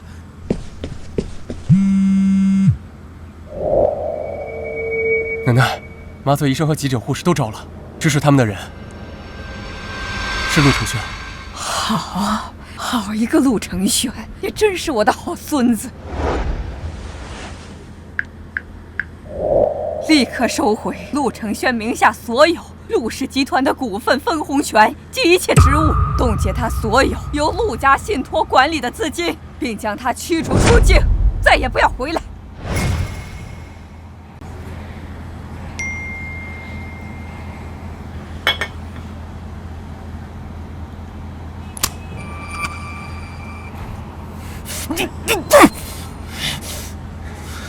陆承泽，林舒然，想，这是你们逼我的。奶奶，舒然怎么还没有醒？不行，我得再找个专家看看。结巴，看看他能怎么说。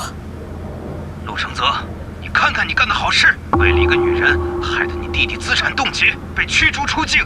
承泽，妈求你了，阿轩他只是一时糊涂，他是你亲弟弟呀，你帮他和奶奶求求情好不好？妈保证，只要阿轩没事，我们就接你回家。家？我的家有奶奶，有舒然和孩子就够了。陆承轩罪有应得，我不会为他求情的。也请你们以后不要再联系我。你这个逆子，冷血无情的畜生！你要是敢这么做，我们就当没生过你这个儿子。求之不得。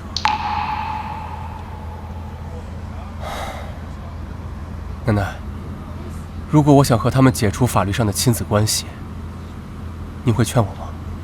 奶奶会支持你的。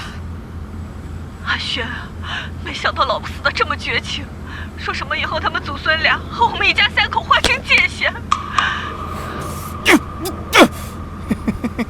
好，陆承泽，端得好，我们就看看到底谁更狠。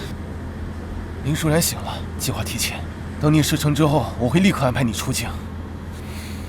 等你的好消息。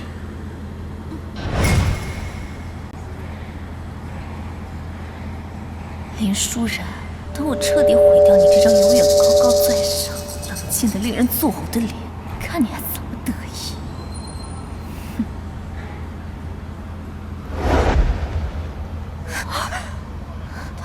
他怎么躲开了？别动！这个坏女人泼的是硫酸，太恶毒了。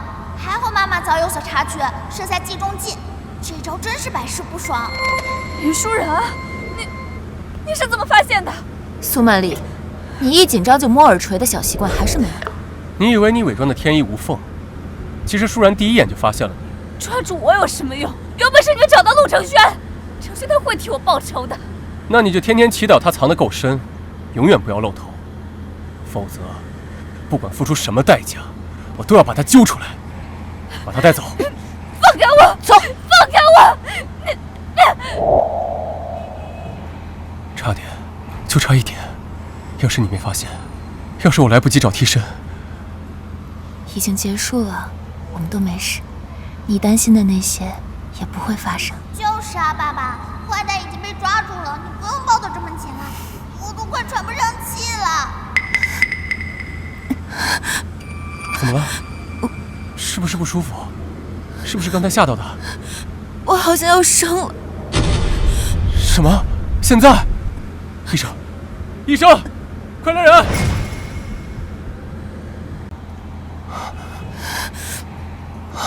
医生，如果出现意外，保大人，一定要保大人，孩子可以不要，一定要我老婆平安。陆先生，现实中正规医院不会出现保大保小的野蛮问题，请您少看点电视剧，保存体力，等他出来吧。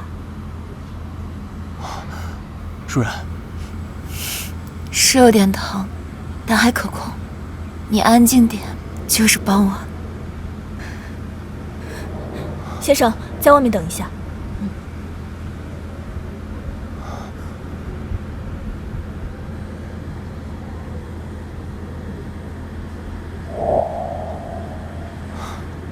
舒然，你真了不起，谢谢你为我付出这么多。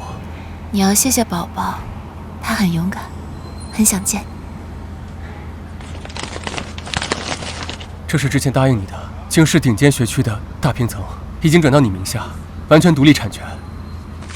还有这个，这是奶奶送你的四合院，也转到你名下了。还有这些，是我名下的一些股权凭证，还有几张卡，密码也在里面。你必须得收下，这是你应得的辛苦费。只有这些啊？还有，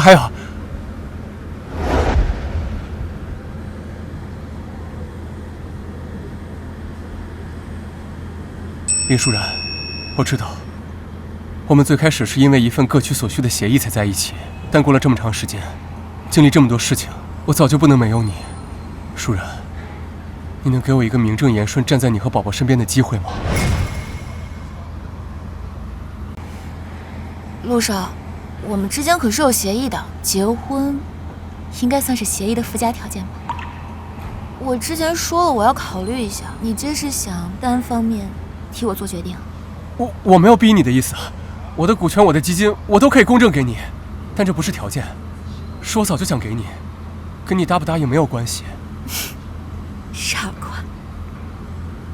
陆承泽，和你相处的这段时间，你已经成为了我生活中不可多得的变量，这些变量让我愿意和你一起面对未来已知和未知的风险，所以，我愿意。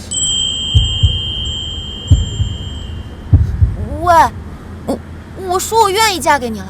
啊。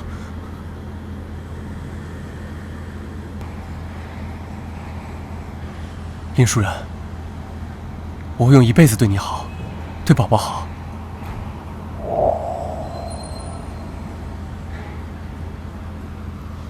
我错过什么了？妈，我不会错过我爸和你求婚了吧？不行，妈，你快让我爸再求一遍，我要见证名场面。我们瑶瑶的满月酒啊，一定要办得风风光光的。阿泽呀，请帖都发出去了吗？奶奶，你放心，我都安排好了。我要让所有人都知道，舒然是我陆承泽名正言顺的妻子，瑶瑶是我们陆家的掌上明珠。对，就这么官宣，让所有人知道本宝宝的地位。妈，这辈子我们终于不用再为钱和学籍发愁了。阿轩是你吗？你怎么样了？妈终于联系上你了，听妈的话，快离开京市吧。我和你爸还有一些基金，虽然不多，但够你在国外换个身份，重新开始生活。重新开始？啊，你觉得我还有地方重新开始吗？我失去了一切，这一切都是拜陆承泽和林舒然所赐。可是阿轩，留着青山在，我的青山已经被他们夷为平地了，妈。妈，如果你想认我这个儿子，你就往我之前给你的匿名账户里打钱。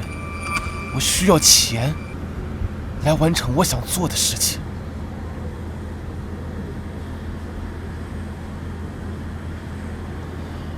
你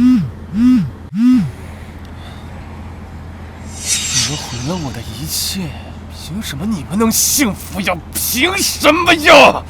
陆承泽，林舒然，我要毁了你们最真实的东西，让你们也尝尝什么叫生不如死。你买这么多，小孩子长得很快的，可能他来不及穿就变小了。小爷有钱，先让咱买大的，实在不行，每个尺码都买一件回去。陆承泽，之前我怎么没发现你这么有当女儿奴的潜质啊？那等我之后去单位报道了，你一个人在家，不得把宝宝宠上天啊？准备好为你们的宝贝生尸了。陆承轩，奶奶也收到了一模一样的消息。他同时给我们3个人发威胁短信，肯定是想制造恐慌，分散我们的注意力。如果他的目标是宝宝的话，那最危险的地方，会不会就是我们认为最安全的地方？或者他想声东击西，引我们集中力量，在别处下手。阿泽，以防万一，我们按 C 计划执行。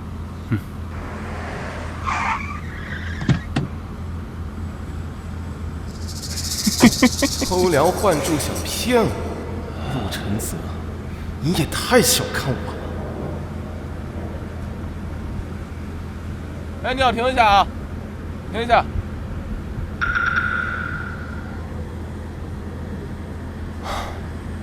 救援终于来了，还好舒然和宝宝已经转移了。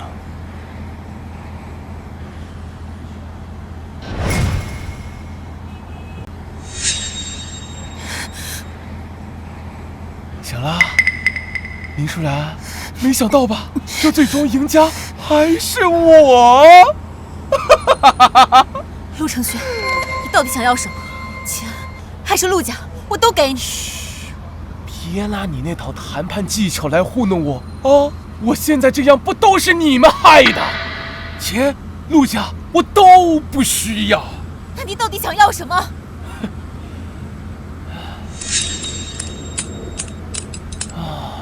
等陆承泽和那个小野种来了，你就知道了。孩子是无辜的，有什么你冲我来？那怎么能行呢？陆承泽为了你们这对母女，连我父母都不要了。那我一定要让他失去真挚人的感受才可以呀！啊！你说，我从哪里开始对你动手啊？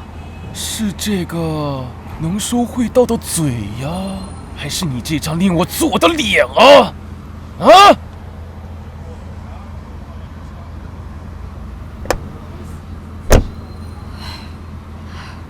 奶奶，你和宝宝待在车上，我进去吧。不行，程轩，这定要带着宝宝进去，否则对舒然不利。傅博，你跟了我们50年，我相信你，你带着宝宝藏好，不论发生了什么，你都不要进去。如果我们没能出来，你就……老夫人，你们一定能平安回来的，您放心。就算是我拼了这条命，也会保护好小小姐的。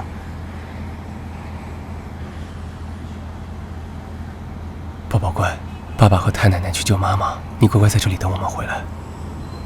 不要进去！爸爸、太奶奶，我看到炸弹了，厂房里有好多炸弹！陆承轩，我杀了你！哎呀，来得挺快啊！陆承泽，我高看了你一眼。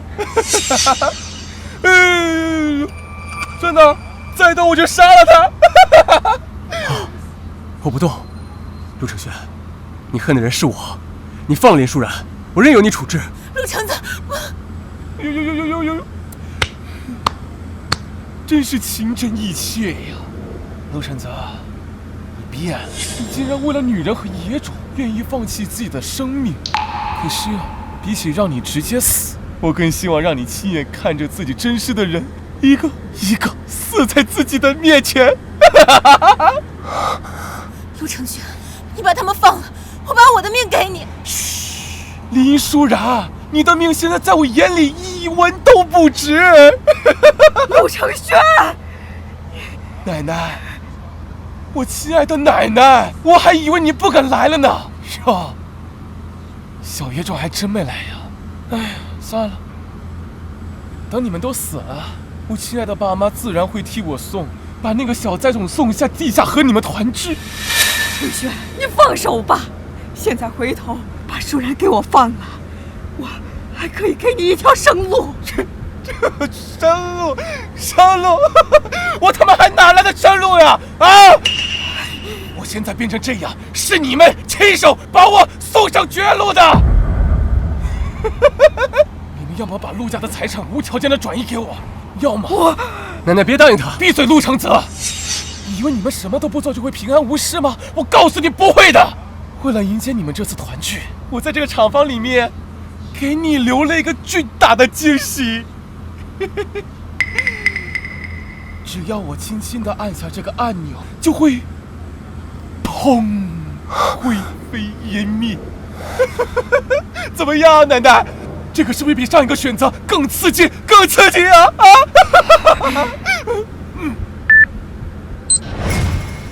奶奶，只剩5分钟了，您快点做选择吧，是选择把陆家给我呢，还是咱们一起死啊？这是个孽障！哎呀，你们这个表情太他妈爽了！不如这样，我再给你们一次机会，你们只要找出5个炸弹，5个炸弹，我就暂停计时，怎么样啊？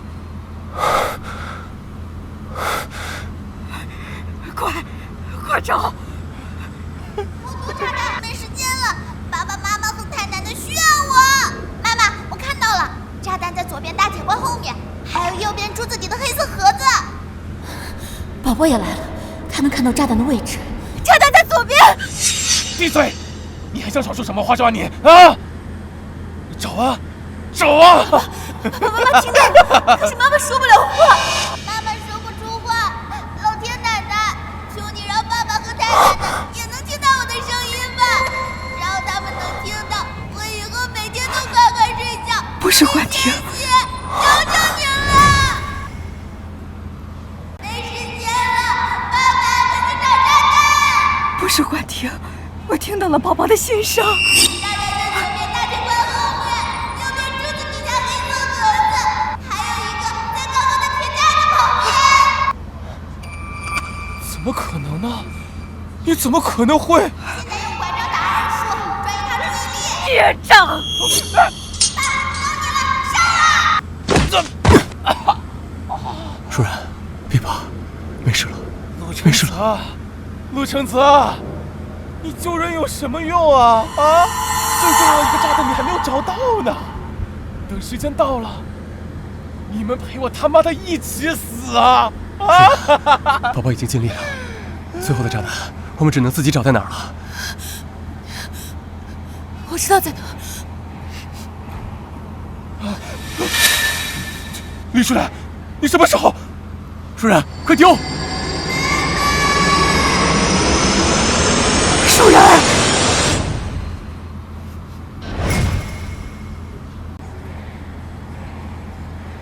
不可能！我费尽心思藏的炸弹，怎么会？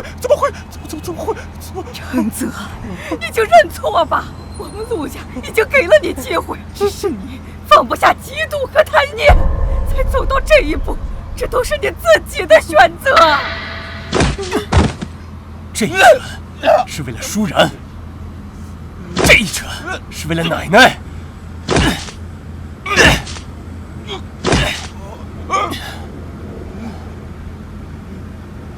臭老太婆，少他妈在那假惺惺的，还不是因为你偏视，都是你偏视把我害成这样的，这不都好死？没事吧，舒然，没受伤吧？陆承泽，你舒然，还有那个小野种，我他妈做鬼也不会放过你们啊！哇，妈妈今天超级漂亮，像仙女。但爸爸怎么笑得像个二傻子？吉时已到，一拜天地。哇，拜天地啦！二拜高堂。拜太奶奶，太奶奶辛苦了，以后要健健康康、长命百岁，一直给我撑腰啊！夫妻对拜。对拜了，已成。爸爸妈妈就是最正式、最恩爱的夫妻啦！你终于嫁给我了，陆承泽，余生请多指教。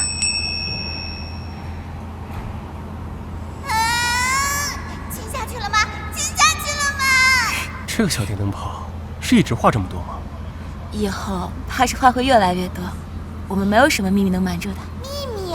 什么秘密？是不是我要有妹妹了？